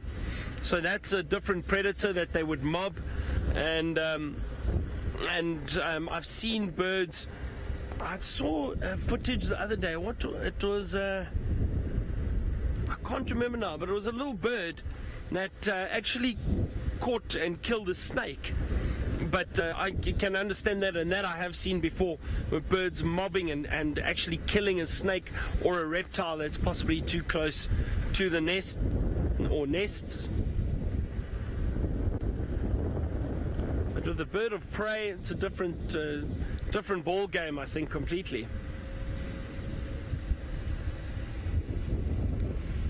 You know, usually with the reptiles, the birds will fly down and pick and try, and I've even seen them hit snakes out of a tree. So they'll fly and like pick at them and try and hit them out of the tree. I've seen that before.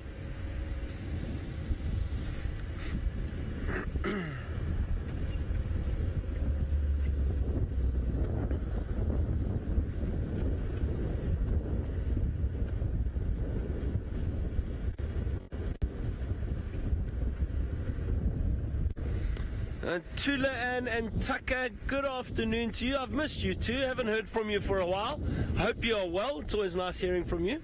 You asked if there are, or if I know of twins that have become guides, because you two are twins, and you say you'd like to be guides when you grow up.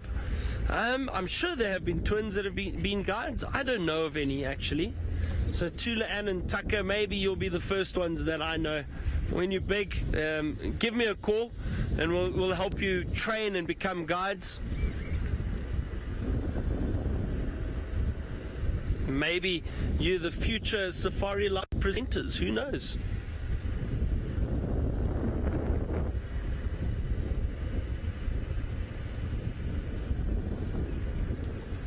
That'd be great. Then I can send you questions. Tula and Tucker, imagine that. Byron from Johannesburg wants to know.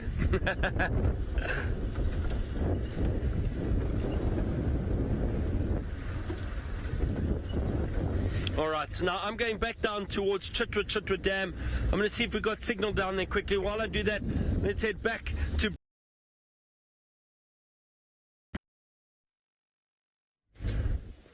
he putting everything back where it was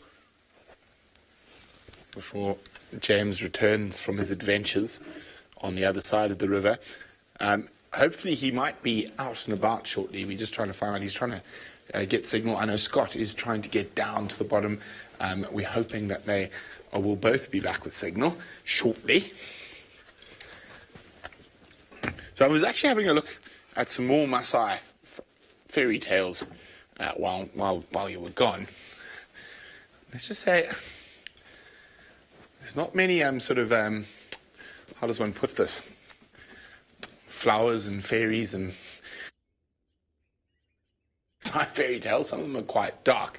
So I do have another one, and it is called The Child of the Knee. So there was a very cruel Maasai man who was very mean to his wife, and he was very lazy, so he did not do anything. And he forced his wife to do everything all the time. And this poor woman was worked to the bone. And then she became pregnant. And even though she was pregnant, he kept that same work going and going from sunrise to sunset. This poor lady was working. She was doing what was traditionally men's job. She was looking after the cows, putting the calves away, milking the cows before dawn so her husband could have milk before. And eventually, on the eve of the birth of her daughters, she died. And she did not give birth to any children. The children did not survive. And then after she died, the old man was even more grumpy and more mean than he usually was to everyone around. And all of a sudden, a large boil started growing on his knee. And he left it for many weeks and many months, till eventually he was like, this boil is not coming to a head. I'm going to cut it open. So he took his knife and he sliced it open, and out popped two adorable twin daughters. And he was ecstatic to have daughters. And it was a very difficult time for him because he had to now work at the same time while caring for two infant children. So when he has to take the cows out, he strapped one on his tummy, one on his back, and he looked after them. And when they got old enough that they might pique the interest of the local menfolk, he used to lock them up inside, or they used to lock themselves inside, and he used to sing a song. It seems like all these Maasai fairy tales have songs, and I'm not a singer, but it was a daughter of the knee, let me in, he who feeds you, and then they would know it was their dad, and they opened it, and that carried on for many, many moons until one day the local enemy village was in the area. And they heard the chatter of two girls inside, and they waited to see how they could get into the house. And the dad came back and put the cows away and came and he sang the song, Daughters of the Knee. Where you came up with Daughters of the Knee, it's quite a strange concept, but, and they would open up. And so the next day when he took the cows out, two men decided to come and sing the song, and the girls immediately opened, and they were abducted and taken off to the next village, where they found husbands and happy lives. And the moral of the story at the end of this is, and I quite like this about the Maasai stories, they're very sharp, short, and to the point. Basically, because he was a cruel, old, mean man, his wife died and his daughters were taken away from him, and he should die alone. The end. So another one of those is quite funny. Now, we decided to show you this is from my car, that we sleep on when we're out there. So we actually put this there. And initially, I wish I had version 1.0. Version 1.0 was about this thin, and you could feel the cold steel.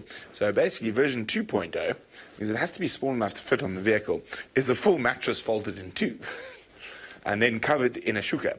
And the one problem we do face when lying on these is, especially since you're right on the edge of the vehicle, is that you don't roll the wrong way. So what we normally do is put a stick in the side of the car. So in case you roll, you wake up hopefully before you fall into the lion's jaws. But let's go to Scott, who's finally made it down the mountain. Yes, welcome on board, and I've made it down the mountain along with Craig on camera, and it is good to be out. For now, as you can see, we still closed up. Whoa! And the roads are a bit slippery. You may have noticed the vehicle just slipped a little bit there. And what we're probably going to do is be able to lift up this front flap and these side flaps, because it does appear to have stopped raining. We're slowly modifying the vehicles. This little plastic window is a new addition from today, and as Craig pans to the left, he will show you his little peephole that we can also use to film in more kind of hectic conditions. But like I say, the rain does seem to have stopped, so we are going to lift up the flaps once we get to the main road off of our driveway, and then see what we can go and find. I am probably going to stick to the main roads and not even drive on the smaller 2 tracks or do any off-roading. We got a decent amount of rain, and as you may have noticed a little bit earlier, even on this road we slipped and slid a little bit more than I would have liked to.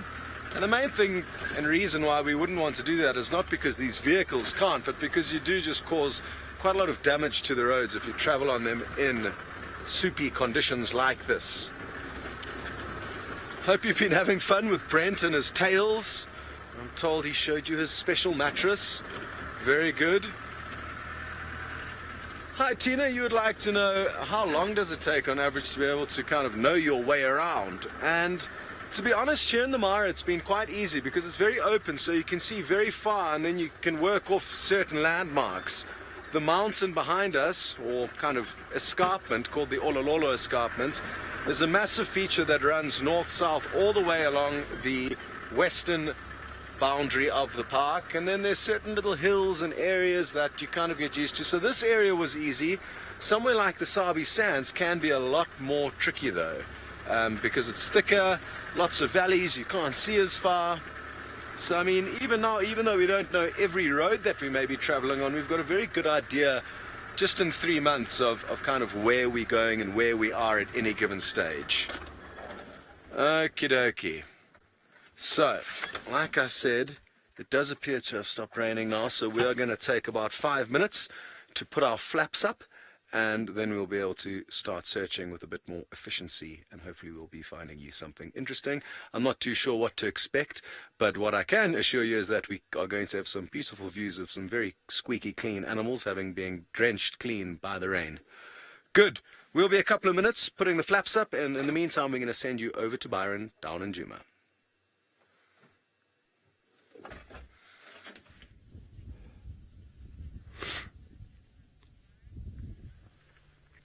Now have a look at this. We've just found there's some beautiful golden light on this group of, or flock of red-billed Queleas. Now I spoke about them earlier. I saw thousands of them down at the river, the Sand River, a few weeks ago. There are still quite a few around in the area. Look at that. Oh, wonderful. See how they all take off at the same time. That was perfect timing.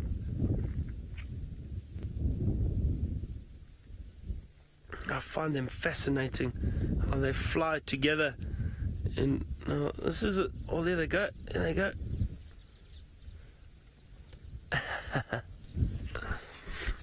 That is great. And with them all taking off and flying over you like this, you hear them. You hear all those wings and them moving through the air.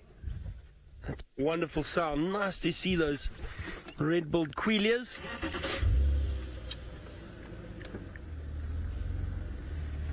No, when they fly together in the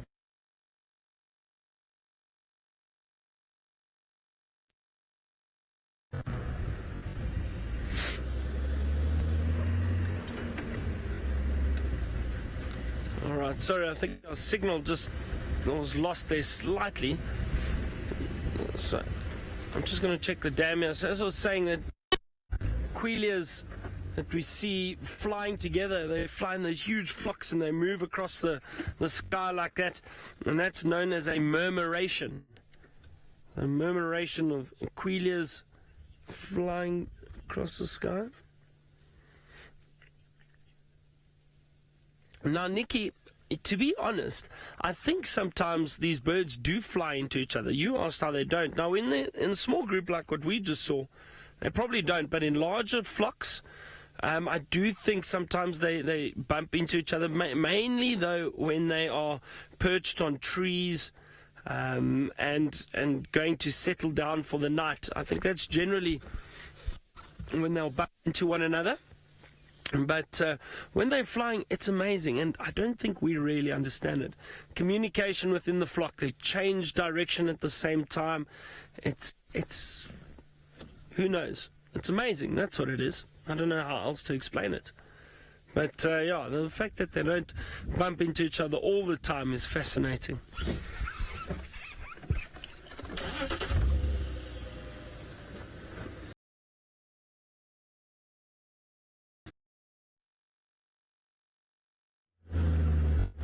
I think let's just have a look around this drainage line.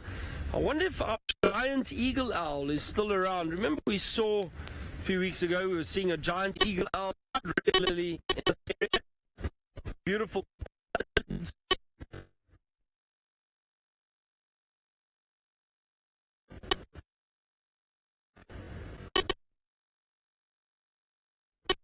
So, I was looking at the Twitter, and apparently there's alarms going off, according to Holly, about the emergency situation of my size 12 boots in the studio. And there's a definite no shoe sign on the door. Now that no shoe sign is only if you are not presenting out of the studio. Now, as you can see, that spotless. Oh, now we've got Ferg's feet. There we go. Ferg's feet are clean. But now, of course, let me see. Now, there is one no-shoe rule that is in the studio for sure, and that is no shoes on James's red chair. Actually, I don't think anyone else is allowed to sit on James's red chair. Should I put my shoes on James's red chair?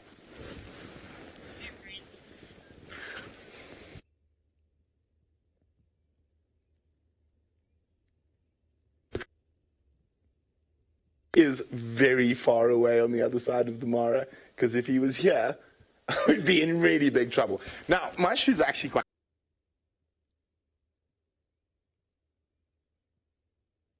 Apparently we're getting frozen picture. I think it could be due to the weather. There's a lot of rain coming in again. So you can see the bottom of my shoes are actually car treads. So made out of car tire. The top of my shoes are made out of buffalo skin, and the soft part of my shoes are made out of impala skin. Now, these are custom-built boots. You can't actually just buy a pair of these boots. This particular...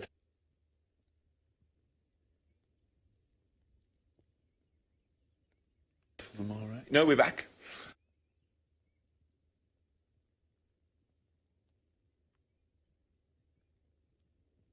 Maybe you can hear me. Unfortunately, there's... so we are...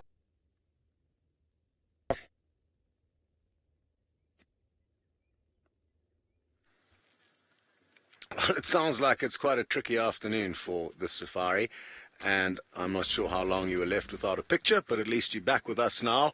As soon as we lifted up the one flap on the left-hand side of the vehicle, and thankfully we started with that when it started raining, but the wind is blowing in this direction. So at the moment, we've left this one behind me closed. As you can see, the wind is pushing it back, which means the wind is not coming into the left-hand side of the vehicle. So at least we can see out of there. Ta-da! Beautiful. And Craig was just busy rigging on his infrared lights so that we are ready for darkness, which is coming at us quite quickly. It seems that if this weather persists, it's going to be kind of futile us being out here, but we'll stay out as long as we possibly can and try our best. Who knows what exciting stuff we may bump into, and it would be wonderful to film some action in the rain. Hello Adele, you'd like to know if young lion cubs would be okay in this weather, and yes, I mean the only kind of risk in very rainy weather for me about lion cubs would be them getting washed away. So if they were kind of nestled in a riverbed somewhere in a den site, they may end up drowning, and that does happen from time to time. I've never had any confirmed cases, but lots of guides and trackers I've worked with have got stories of leopards and lions in the Sabi Sands getting drowned in flash floods. But thankfully, that's probably not likely in the rain that we're getting now. It's pitter-patter, and even though maybe over the last hour or two we've had a decent amount, it's not enough to cause any flash flooding. So their little furry coats will keep them nice and warm. I guess possibly if a cub was sick or weak, this cold weather may cause some trouble. No different to us as humans. The extreme conditions and changes in temperature will also bring out the worst in us when we are weak. Let's take a look at some antelope. Just at about, there we go. Wonderful. And zebras. So there's a topi in and amongst some zebra there. And they're all just jumping for joy because they know this rain is going to provide them with tasty, green, lush grass. Oh, there's also an elephant right on the back kind of left of your screen. Hello. Bit of a photo bomb. That's one of the rangers heading back to his camp. I can hear some thunder rumbling behind us.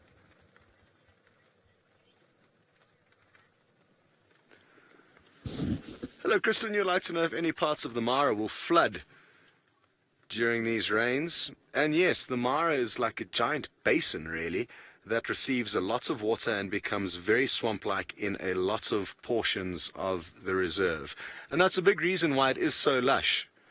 It gets huge amounts of rainfall. The watershed, both to the east, west, and north, is considerable. So a lot of water ends up filtering down into this massive basin you're looking at. And yes, I mean, I've never been here in the rainy season, but I can assure you, even after the short bit of rain we've seen, that come the proper rainy seasons, we are going to have our work cut out for us because we are going to be able to do very little off-roading. And like I said a bit earlier, maybe some of even the 2 tracks that we would ordinarily travel down will be impassable. So there are lots of swampy areas. That is for certain. It'll be interesting to know how much of the actual reserve is covered in swampy, inaccessible spots during the rainy seasons.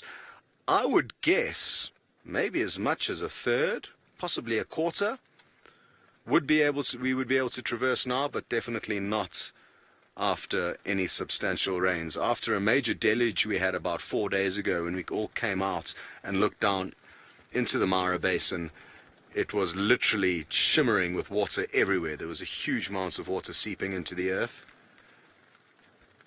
I'm not sure if you can hear the rain is getting a little bit harder. Oh, there was a flash of lightning. You may have noticed that. Hi, Granny.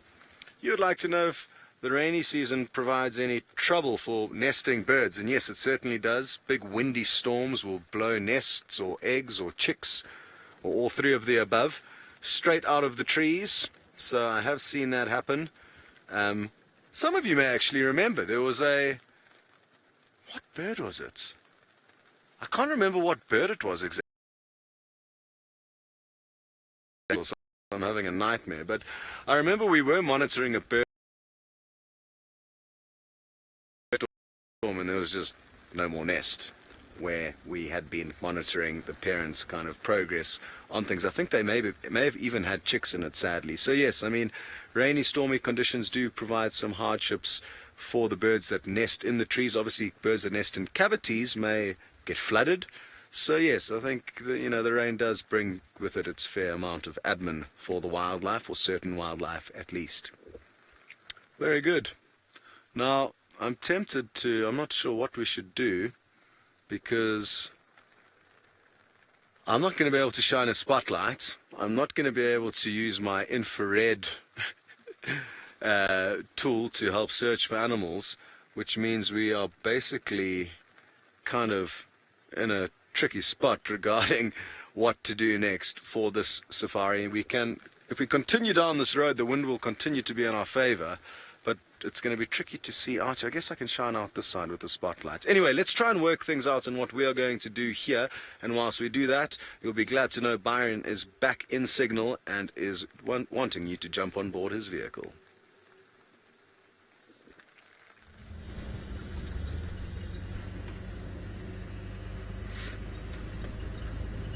Yeah, I have got some signal back, which is great. Still a bit of hay fever though, but the signal is back, which is okay. I'm having a look. I'm trying to head now towards Vuyatela Dam. Just see if there's maybe something around there. Something that pops out for us. Just going to do a quick check. And if not, I'm going to, trying to think of our time, I might shoot up towards that Hyena den. Maybe we've still got a bit of lights. I think we're running out of lights. I don't know if I'll get there in time though, to be honest.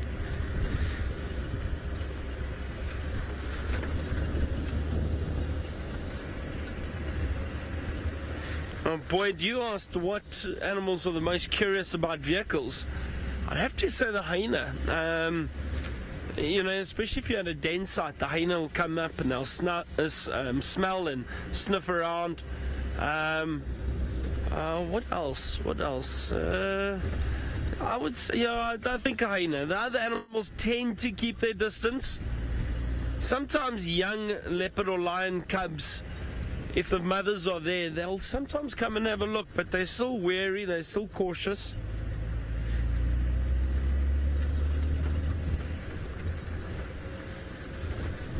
Have a look. Oh, there's some guinea fowl right down here. There they are.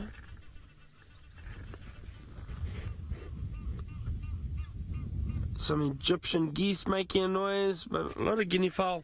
I always find the guinea fowl very beautiful. There you can see the Egyptian geese. I can hear oxpeckers, but I can't see any animals.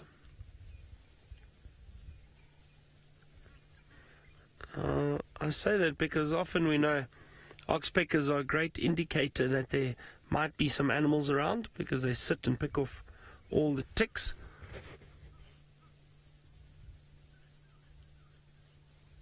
I can hear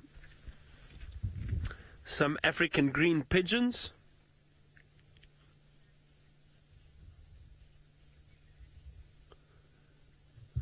African green pigeon.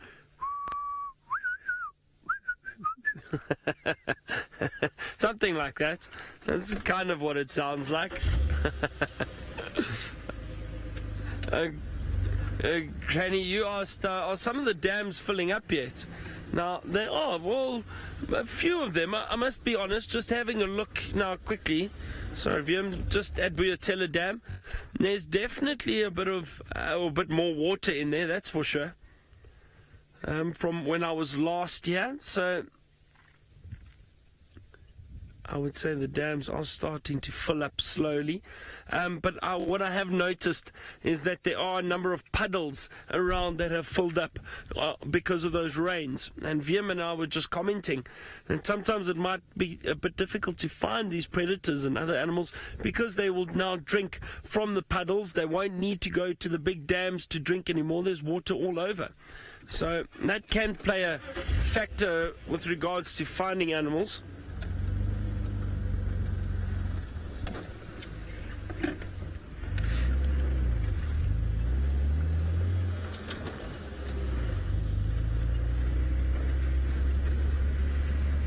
I'm trying to think. I'm going to head up towards that hyena den just to go and have a look there quickly, maybe before we lose all our light. I think I'll get there in time. Excuse me.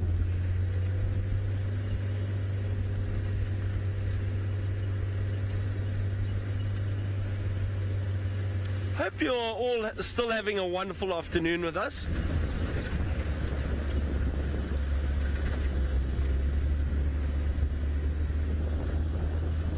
Because I know we've had some technical issues, but I hope you've still enjoyed. It's been a beautiful afternoon. Seen some nice things. Sunset is going to be beautiful, I think. Now, Rick, you asked if we get the vulturine guinea fowl around here. So it, I'm trying to, the vulturine, no, that's the one that we get up in the Mara. I think they see it up there, or in East Africa. We don't get it down here. But another guinea fowl that we get is the,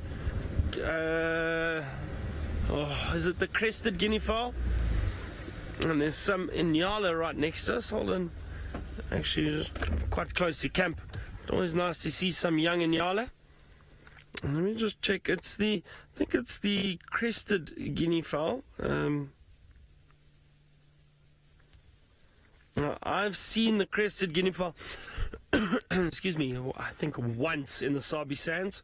I'll show you a picture of that. But the vulturine guinea fowl, we don't get that, if I'm not mistaken. I think that's mainly East Africa, Central and East Africa, I think. I stand to correction, but we don't get it down in Southern Africa. But we get the obviously the helmeted guinea fowl, which we saw, and then I'll show you a picture of the crested guinea fowl shortly. Look at that beautiful golden light, though, on these Inyala, especially these female Inyala. They really are beautiful.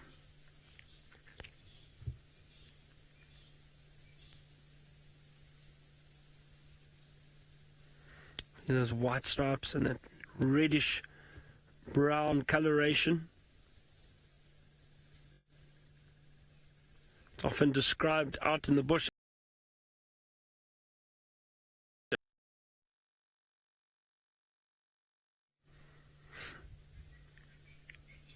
Inyala always look like their hair hasn't really been brushed properly.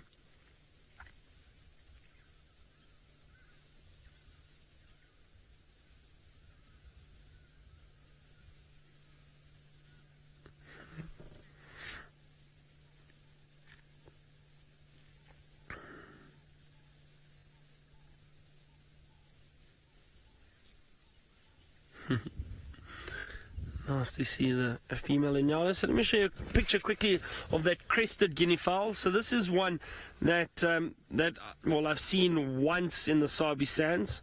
Look at that. It's quite a beautiful guinea fowl. Got quite a nice hairdo. I imagine if James had hair, he'd probably have a hairdo like this. What would you say? Don't you think so? I think, yeah, there we go. It's a nice picture.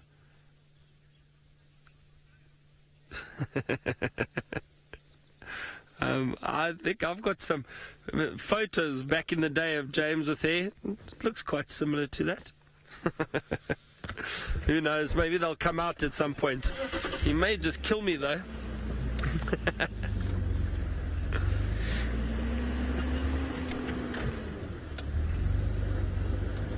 Alright, let's head over towards that hyena den site.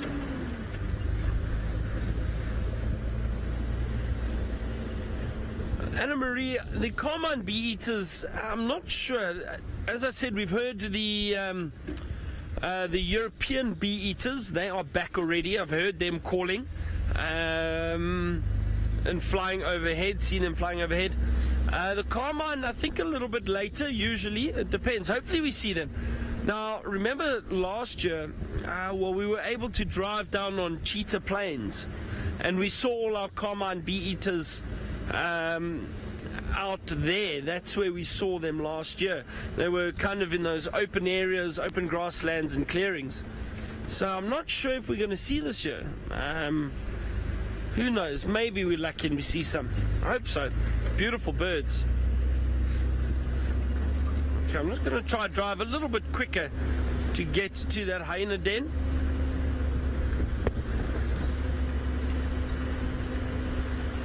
Alright, now we're going to be starting a school drive soon, but let's go across to Brent in the Mara. Hopefully he's fixed his sound. Let's find out what his plans are in the control room.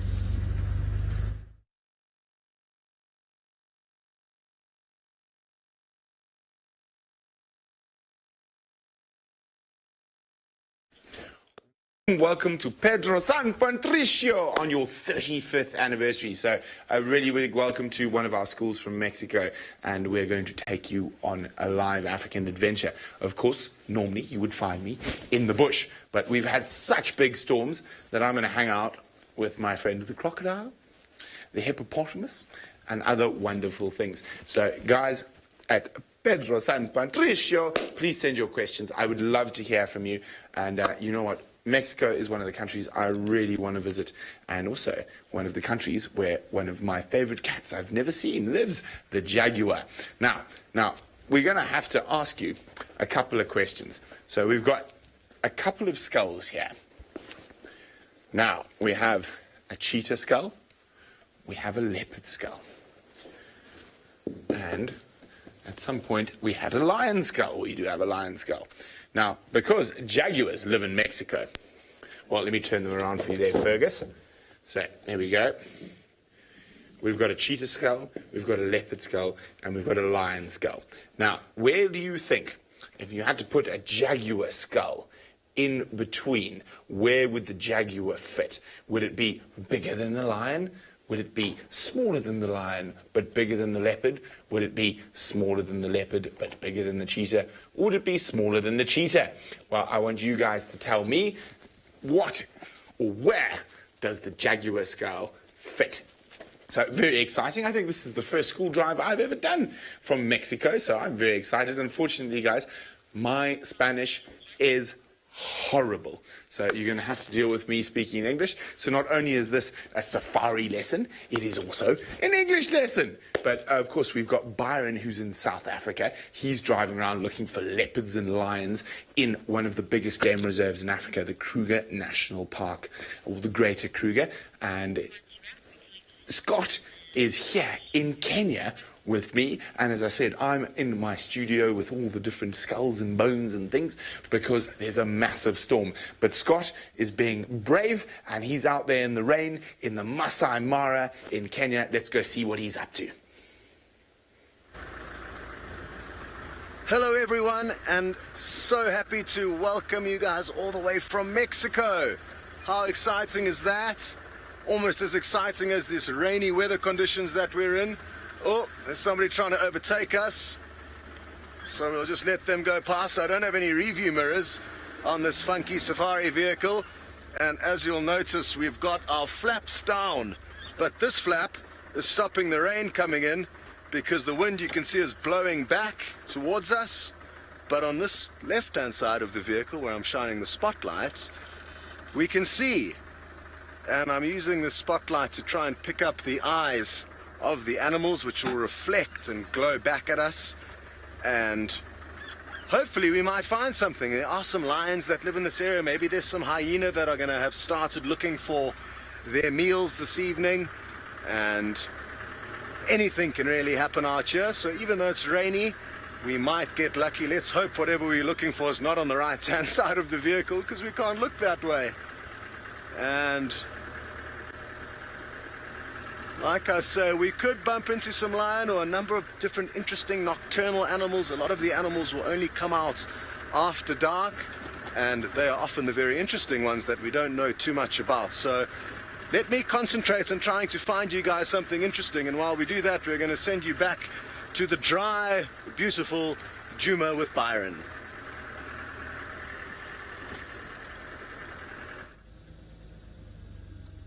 Oh, don't worry. Yeah, it is dry and it is beautiful. I just spotted some Coqui Franklin running through the grass, but they are very secretive little birds. They're gone. They've just run off, unfortunately. It's always nice to see those little Franklins. You don't often see them.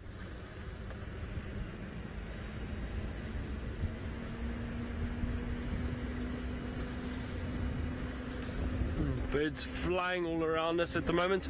I'm not too far from that hyena den. I think it's right here. So let's go and have a look. Maybe we're lucky. Who knows? It would be great to see some young hyena. I think Tristan had them this morning, didn't he? Viam, is that right? Did he see? Yeah, you did see them, man.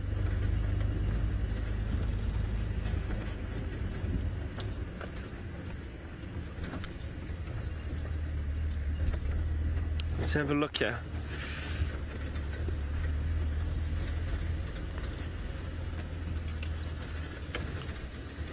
Oh, there we go. There's a youngster. There is a young one right there. I'm just going to move forward a little bit. Awesome. Look here, everyone. Look at this. And now the San Patricio. It's wonderful to have you with us on our afternoon safari. And perfect timing. Look at those little hyena cubs running around. Now you asked, what time is it here? Well, it's about 10 to 6 in the early evening.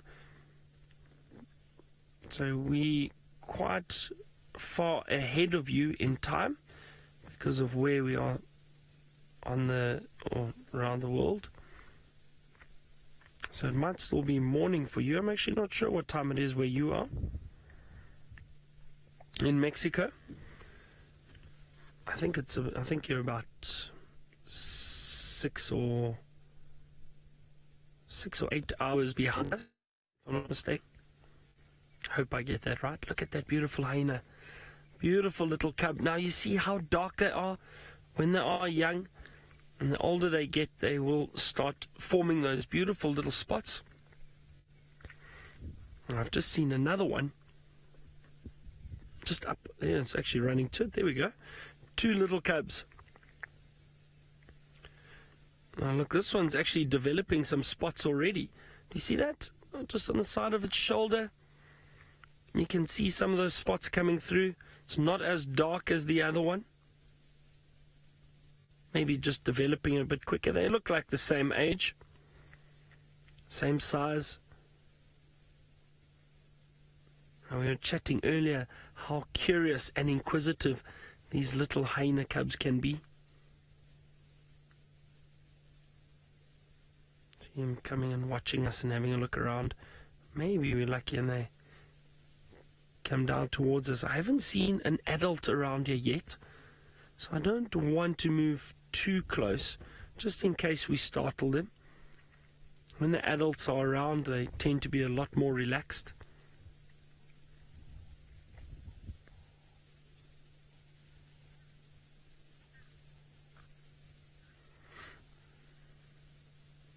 Santiago, you are asking, what animals do we often see at night while we are on safari? Well, Santiago, sometimes hyena. They come out and move around a lot at night and looking for food. Maybe we're lucky and see lions, leopards. They tend to move around more at night than during the day. So when it's very hot, they like to rest. And at night, they will come out and move around.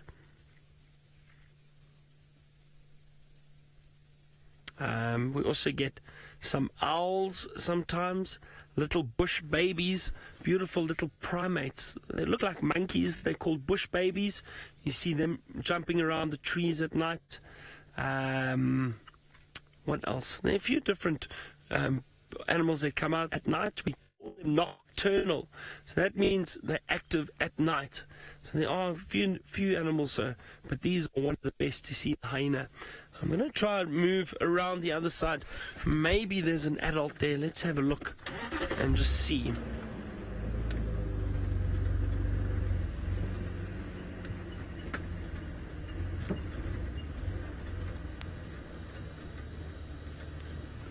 Hold on. I'm just going to come around here. Oh, there are 3 little ones. Wonderful. And they're out in the open.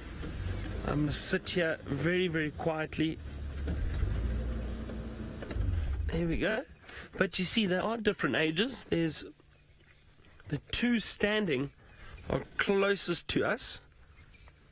Oh, the 2 standing closest to us are younger, and the one lying down is a little bit older.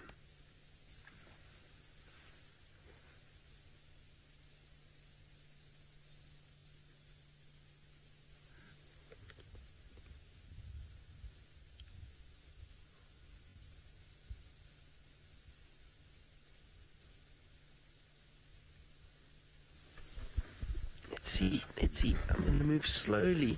I don't want to startle them.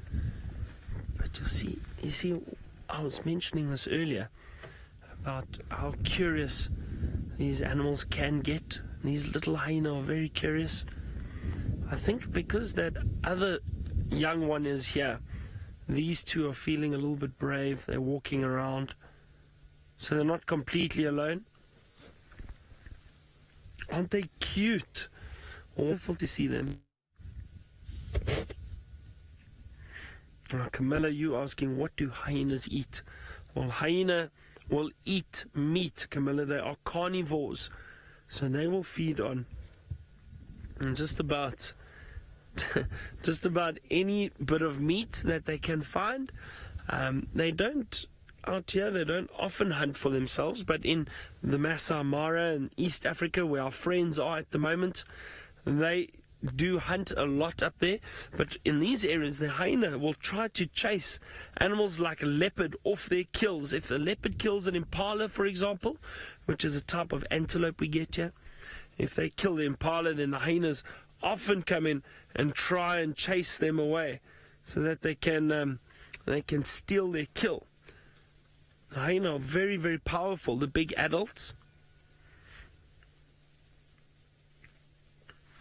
They're very curious and inquisitive, running around or moving around.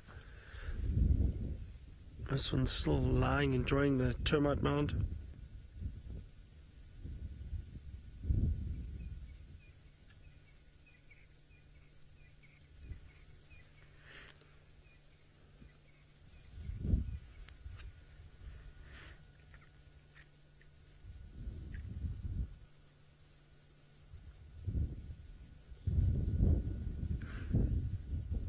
Nice little stretch.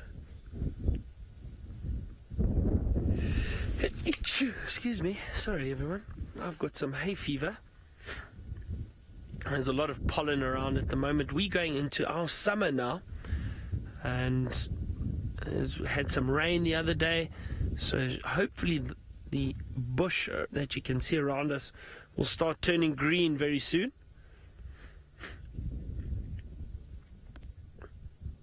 Andreas, you asked, what is the strongest animal we see? Well, that is easy. The strongest animal out here is, of course, the big elephants. They are the most powerful and definitely the strongest. They are able to push over trees. No animals like to get in the way of elephant. So definitely the elephant would be the strongest. And I also think one of the smartest. Oh, look how playful these little ones are.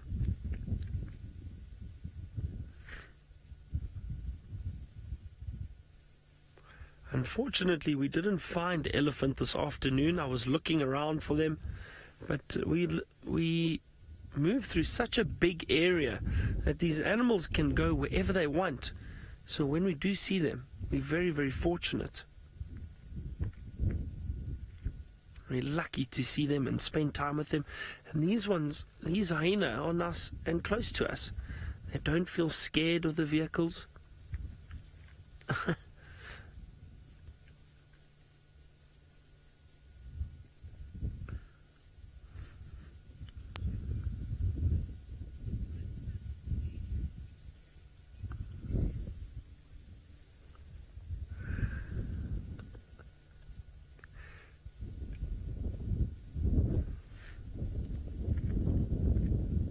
They're coming right up to us. This one's got a floppy ear. What happened to your ear, little one? Now, we might not be able to show you them all the time because they'll be so close to us we won't be able to turn the camera around. Oh, look here, this one's coming right up to me. Right here. Hello, little one. I don't want them to get too close. Now, the reason I say that is because we don't want them to get too used to the vehicles.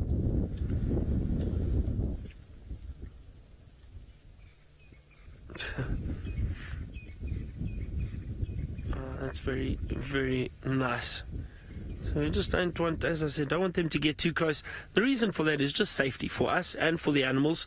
So yeah, they're curious and they come up, but then sometimes if they get too close, we'll just tap the vehicle, maybe make a little noise, just so they don't get too used to us.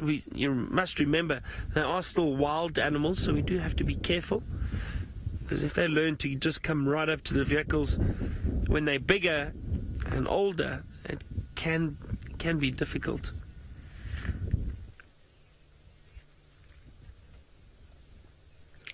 Juan Pablo, you asked what is the most dangerous experience I've had. Now, Juan,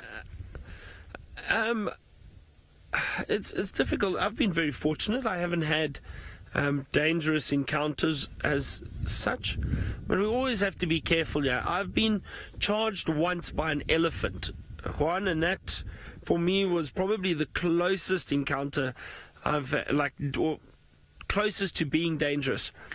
I didn't have guests with me. I was by myself, walking, and but we disturbed the elephant, or I disturbed the elephant, and that's why he turned and charged. So it wasn't the elephant's fault, it was ours. And you need to remember, animals only feel threatened or only act aggressively when they feel threatened. So if they feel like they're in trouble or there's danger around, that's when they probably choose to charge or to try and attack you. They'll never just do it for no reason. Yeah, so my closest encounter has been with elephant. But I've been very lucky, but also very careful and respectful of the animals. Always need to be respectful. Alright, well, it's starting to get a bit dark here. I'm not going to stay with these hyena. I'm going to leave them now so they can get some rest in their hyena den. While I move out of here, let's go across to my friend Brent in the Mara, and he's got some interesting skulls to show you. Now, I asked you guys about the size of a jaguar skull and compared to a lion, leopard, and cheetah. Now, I've added a skull here. That is not a jaguar. That is what you've just been looking at with Byron. It is a hyena. The difference, I'm going to open it. In the tooth structure, the cat's teeth are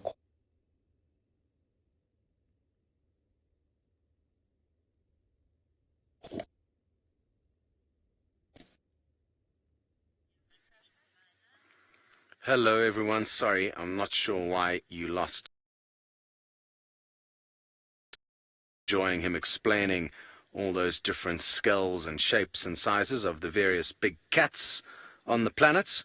We've just stopped here and we're hoping to show you some lightning. There's been some incredible lightning off in the distance.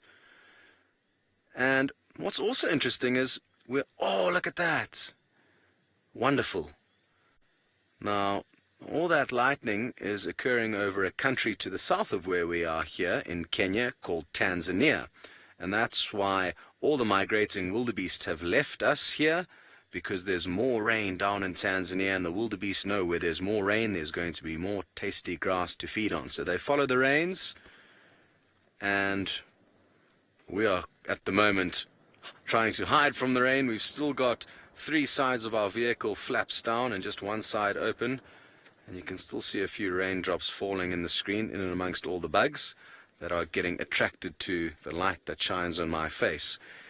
Interestingly though, the light and the picture that you are seeing now is being lit up by an infrared light. So this is a very special camera being used with the help of some infrared lights that none of the animals or us as humans can see. So it's pitch black outside.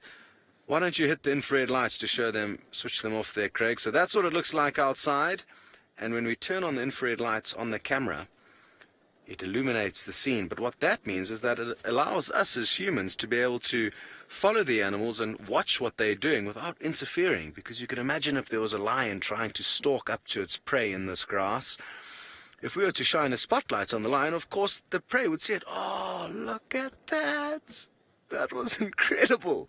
And I'm certainly glad I am anywhere near that. Whew.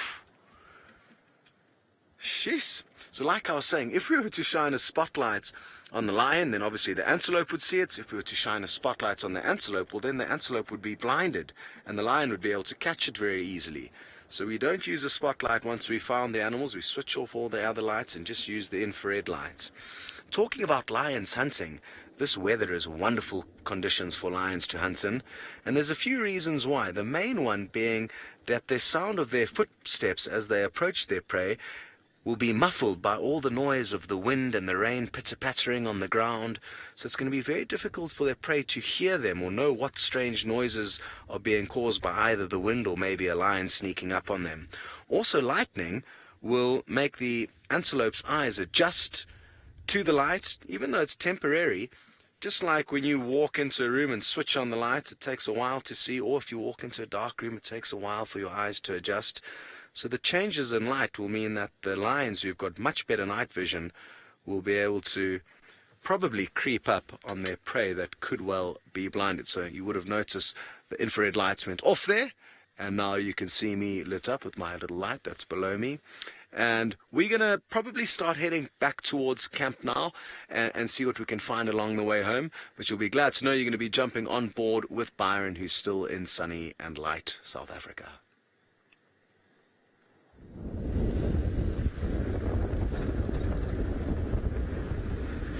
Oh, you are back with us indeed, and we're driving around trying to see if we can find some nocturnal animals.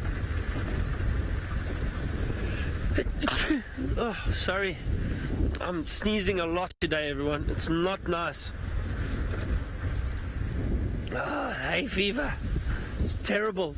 I'm going to take some medicine when I get back.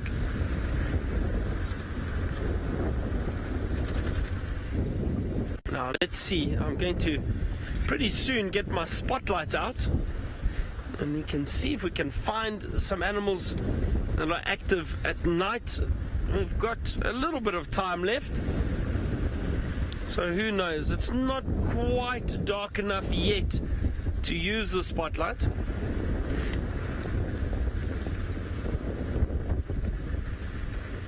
Now, Camilla, you are wondering if there are any species that are becoming extinct. Well, Camilla, there's some species that we say are endangered, and we do have to look after them. And one of those species is, of course, the rhino. Now, the rhino are a crucial part of the ecosystem out in Africa, and unfortunately, they do get poached unnecessarily, and that's very, very sad. So we do our very best to conserve and look after the wild rhino in Africa. And the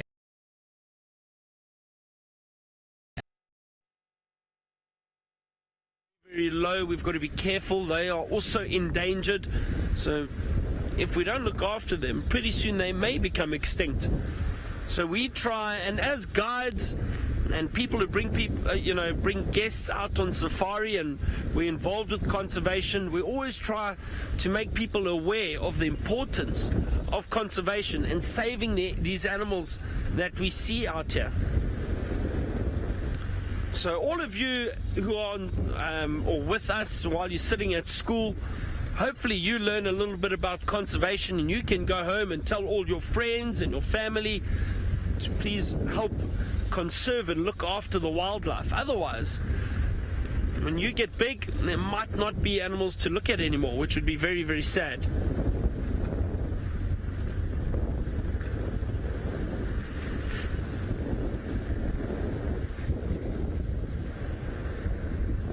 Harrier, you asked what is the most dangerous animal we see out here. It's difficult because remember I was saying, the animals aren't necessarily dangerous unless they feel threatened or scared and just to protect themselves. But I mean, the powerful animals that could easily kill us if they felt threatened would be lions. The first one would be the lion, obviously. Very big, powerful animals, sharp teeth, sharp claws.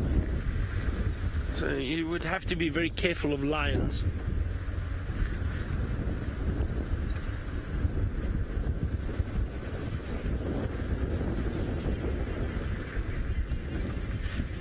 Adele, you asked what is the most harmless animal out here. I wonder. Perhaps a little mouse. We've got a number of different mice out here. Little mouse or what else? VM, what would you say do you think's the most harmless animal out here? A bush baby, maybe? They eat insects. They eat insects. Ah, right, okay. That's true, I suppose. Sometimes the bush babies... so they eat insects that are harmless, maybe...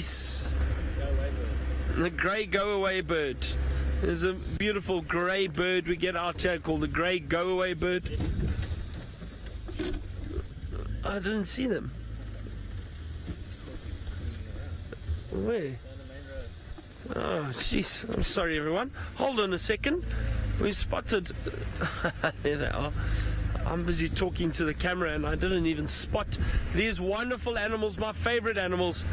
And I just said to you, I'm surprised we hadn't found any this afternoon yet. But we found them now. See, it just shows you it helps having extra eyes on the car to help spot. There we go, they're coming towards us. Look at this, everyone. The whole group of elephant. Hold on, I'm going to get us into a nice position.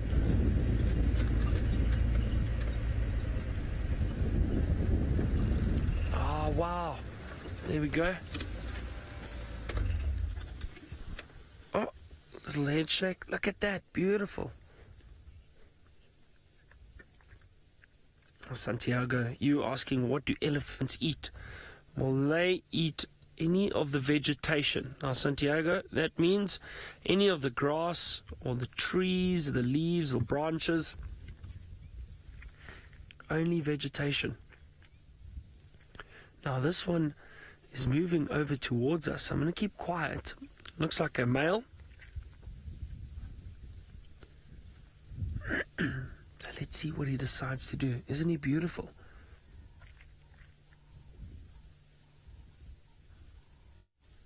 I'm just going to watch him. We'll sit very, very quietly. See what he decides to do. It would be wonderful if he decided to walk past us. There's enough space for him to get past if he chooses to. See how he's lifting his trunk? He's busy smelling us. He wants to know, are we a threat? Are we dangerous? Look at that. See? Smelling us very carefully with his trunk.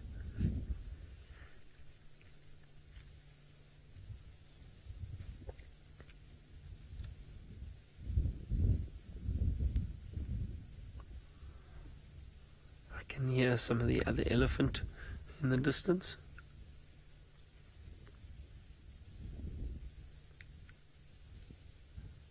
Isn't this wonderful, everyone?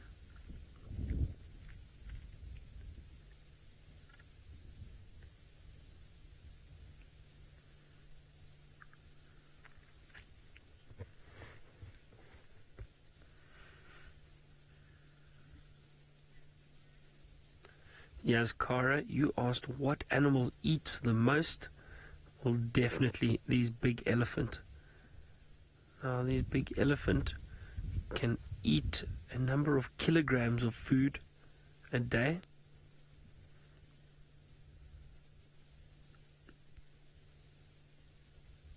They can eat almost 200, 250 kilograms of food. That's a lot of vegetation, a lot of plants and grass and leaves that they need to eat. And this one seems like he's getting a bit relaxed now.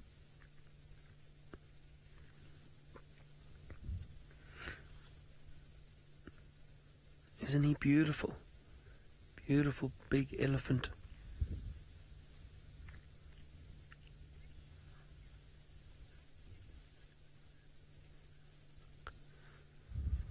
Camilla, you wondered how the elephants find water. Well, Camilla, they often will pick up on the smell. They've got a very, very sensitive sense of smell. So they, look how powerful he is. Trying to scratch and break those trees. Scratching the ground, trying to get to roots, breaking the branches so he can feed on the branches. Let Let me reverse a little bit for you, Vim. We'll get a better view of him. Hold on. Sorry, you don't like the sound of the vehicle starting. So as I was saying, their sense of smell is very good, so they can often smell where the water is. Sorry, Vim, is that okay?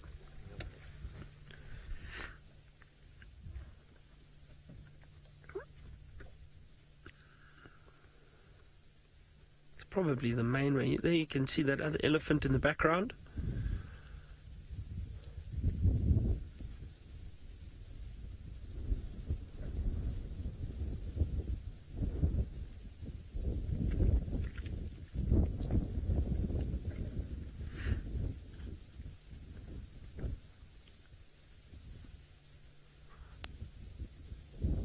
See those beautiful tusks? And they'll use that to sometimes break the branches. They use those tusks, push the trees. You might see him use them now. Let's have a look. Is he using the one tusk? You just push that branch. Yeah, a little bit. And his trunk.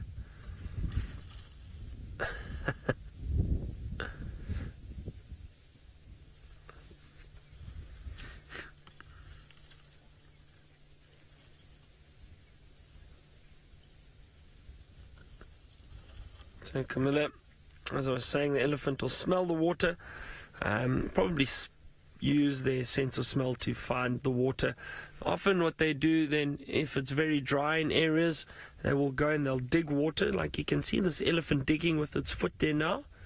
They'll dig in certain areas where they think the water level is fairly high underground. And they'll dig in riverbeds, dry riverbeds. And often if they dig deep enough, they'll get to water.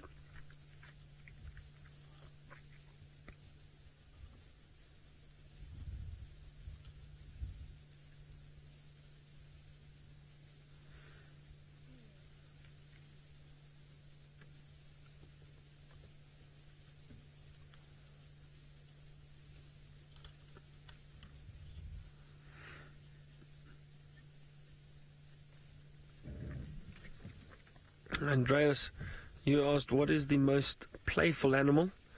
Well, that's always difficult to say, but I must admit, I think it'll be any young animal tends to be very playful. Little lion cubs, leopard cubs, young elephant. A number of animals that are very, very playful.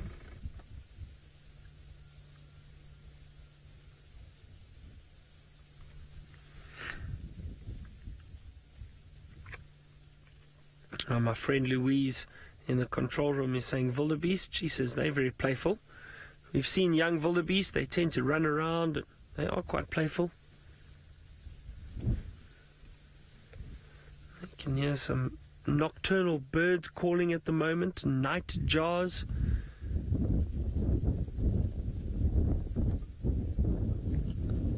Isn't this wonderful? Lovely sighting. So relaxed, so happy with us being close to him.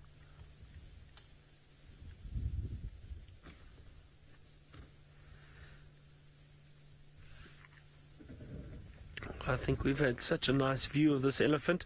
Let's drive around a little bit more and see maybe we can find something else. I hope I don't give him another fright. And I'll start the car.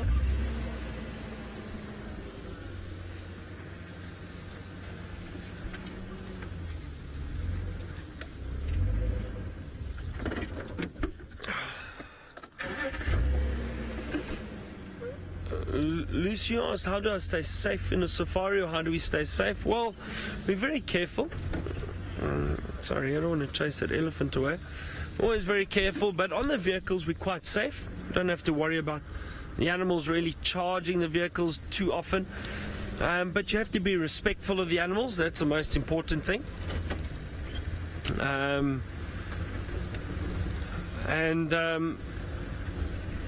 What else? Yeah, I think that's the main thing. Be respectful. Don't try to get too close.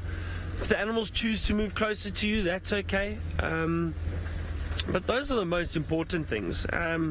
Also, if you're walking around, you've got to be a bit more careful, because when we're on foot, we look like we are a predator. So we look a bit different. We're not something that these animals see all the time, because we're standing upright. So we look unusual. So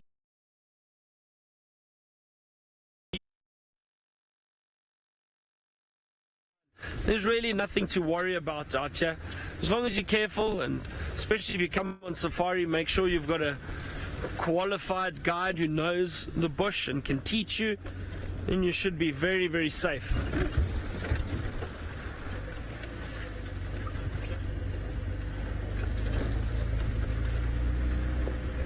All right.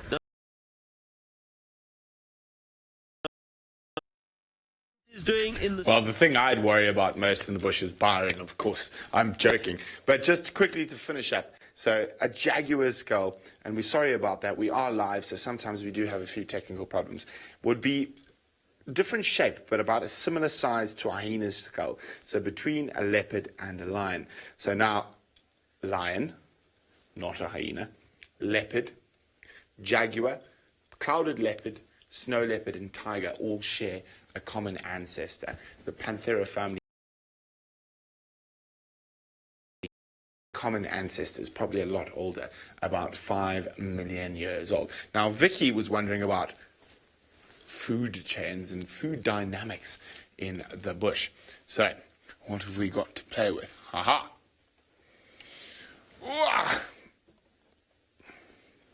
Now, this is a good example of something that fits very much in the food chain, especially in Kenya, because of the Great Migration.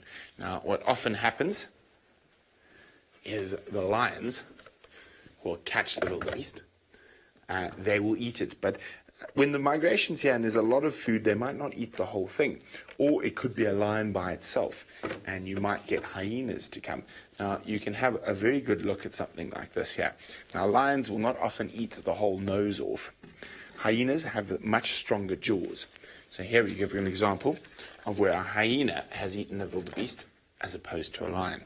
So look at that. So you can see the whole nose has been crushed off. Doesn't have his long nose anymore and has been chewed off, most likely by hyenas. Or it could be lions, but lions generally don't do that too often. And so there we go.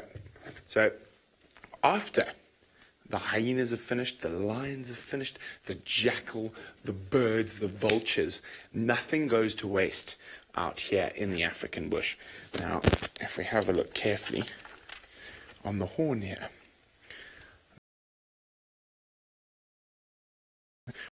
or fish moths, and they're one of the only animals in the world that can eat hair. So they will burrow in, lay their eggs, and even if we leave this outside after 20 years, no, maybe not that long, maybe about 10 years, all the little horn moths will have eaten every little bit of hair. Now, even if you're a lion or a hyena, sometimes you can't get really deep inside the skull, especially on something big like a hippo or a buffalo. Now, there's a specific species of beetle that will go inside and eat the brain and the sinew and everything that's left inside that the other animals can't get to. So a food cycle is something that is never ending. The wildebeest eat the grass, the lions eat the wildebeest, the hyenas eat what the lions can't, and every little piece of this animal will eventually be used. Things like porcupines will chew on the bones to get calcium to help with their quills. So it is an incredible thing that nothing actually goes to waste out in the African bush. So that is really exciting. Camilla is wondering, what is the hyena's predator? Oh, there goes my torch. Fell out of my pocket. So one thing to keep safe in the bush, never walk around without your torch. Your torch will let you see where the lions are. Okay. Camilla, the biggest killer of hyenas is lions. So, and it is a competition thing. They're not predators. They normally won't eat the hyena, but they will kill the hyena to remove another predator from competing with them. Now, the other biggest predator of hyenas is hyenas. So hyenas will also kill each other if they're from different family groups and they're fighting against each other. Now, the biggest mammal killer of man in the whole of Africa eats grass. you would think it might be the crocodile, or the lion, or the hyena, or the leopard, but it's not. Oh! It's the hippo. Now, hippos kill people for different reasons. You can see these big teeth here. They're made for eating grass. These teeth up here, however, are made for defending themselves or fighting. This is quite an old hippo. You can see by how worn his tusks are. You can see they're very, very worn.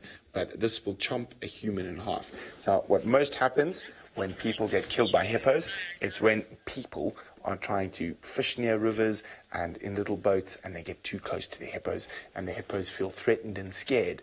And when the hippos are scared, their main form of defense is these big teeth, and that's what they use. But I'm going to put the hippo skull down because it's very heavy. And let's go back to Byron and see what he's found on his night drive in the bush.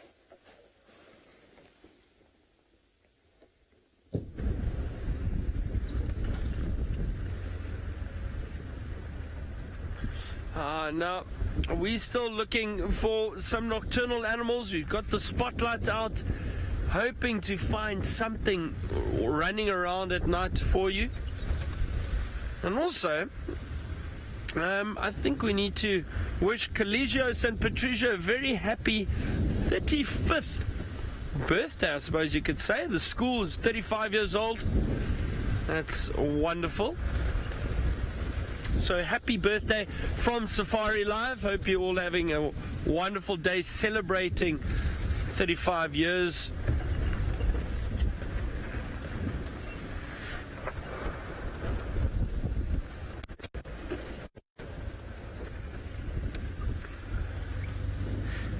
Mario, you asked what is the best part of working out here.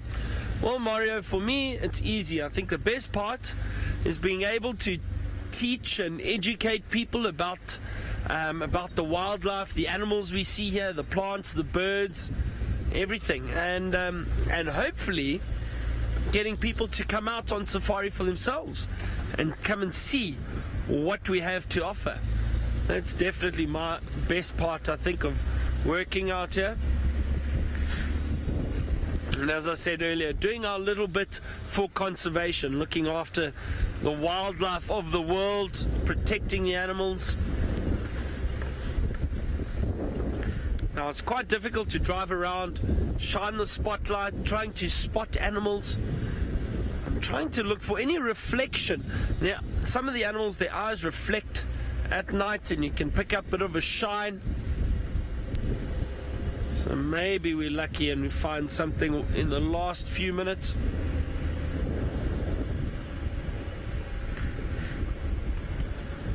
I'm very happy we got to see those elephant though. That was very nice. And those hyena cubs. So you guys are all really lucky this afternoon because earlier we didn't see too much. So I think the school brought us some luck this afternoon. We found more animals.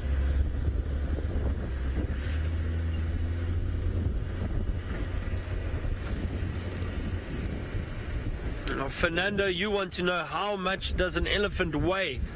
Now, Fernando, a big male elephant can get up to about 5 or 6 tons. So about 5 tons, that's very, very heavy. Can you imagine how powerful and strong a big animal like that elephant can be?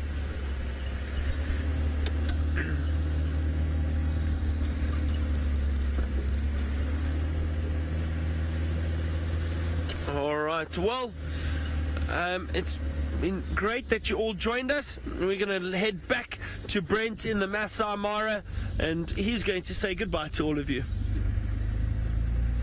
Well, hello. And I've had so much fun playing with all the bones and skulls, and there is one particularly impressive fellow I haven't got to show you yet. His name, what does James call this one?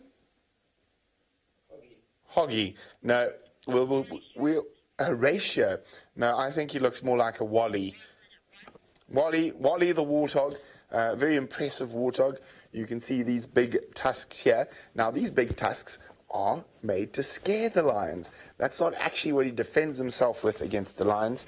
what he defends himself with is these bottom tusks that are like razor blades. Well, happy 35th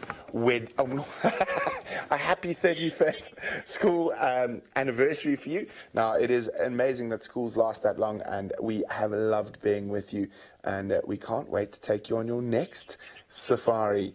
And it'll be absolutely wonderful. Hopefully, I won't be playing with bones in the tent. I'll be out in the bush showing you lots of animals like Byron has been and Scott has been trying to do. But from all of us here at Safari Live and Wally the Warthog, bye!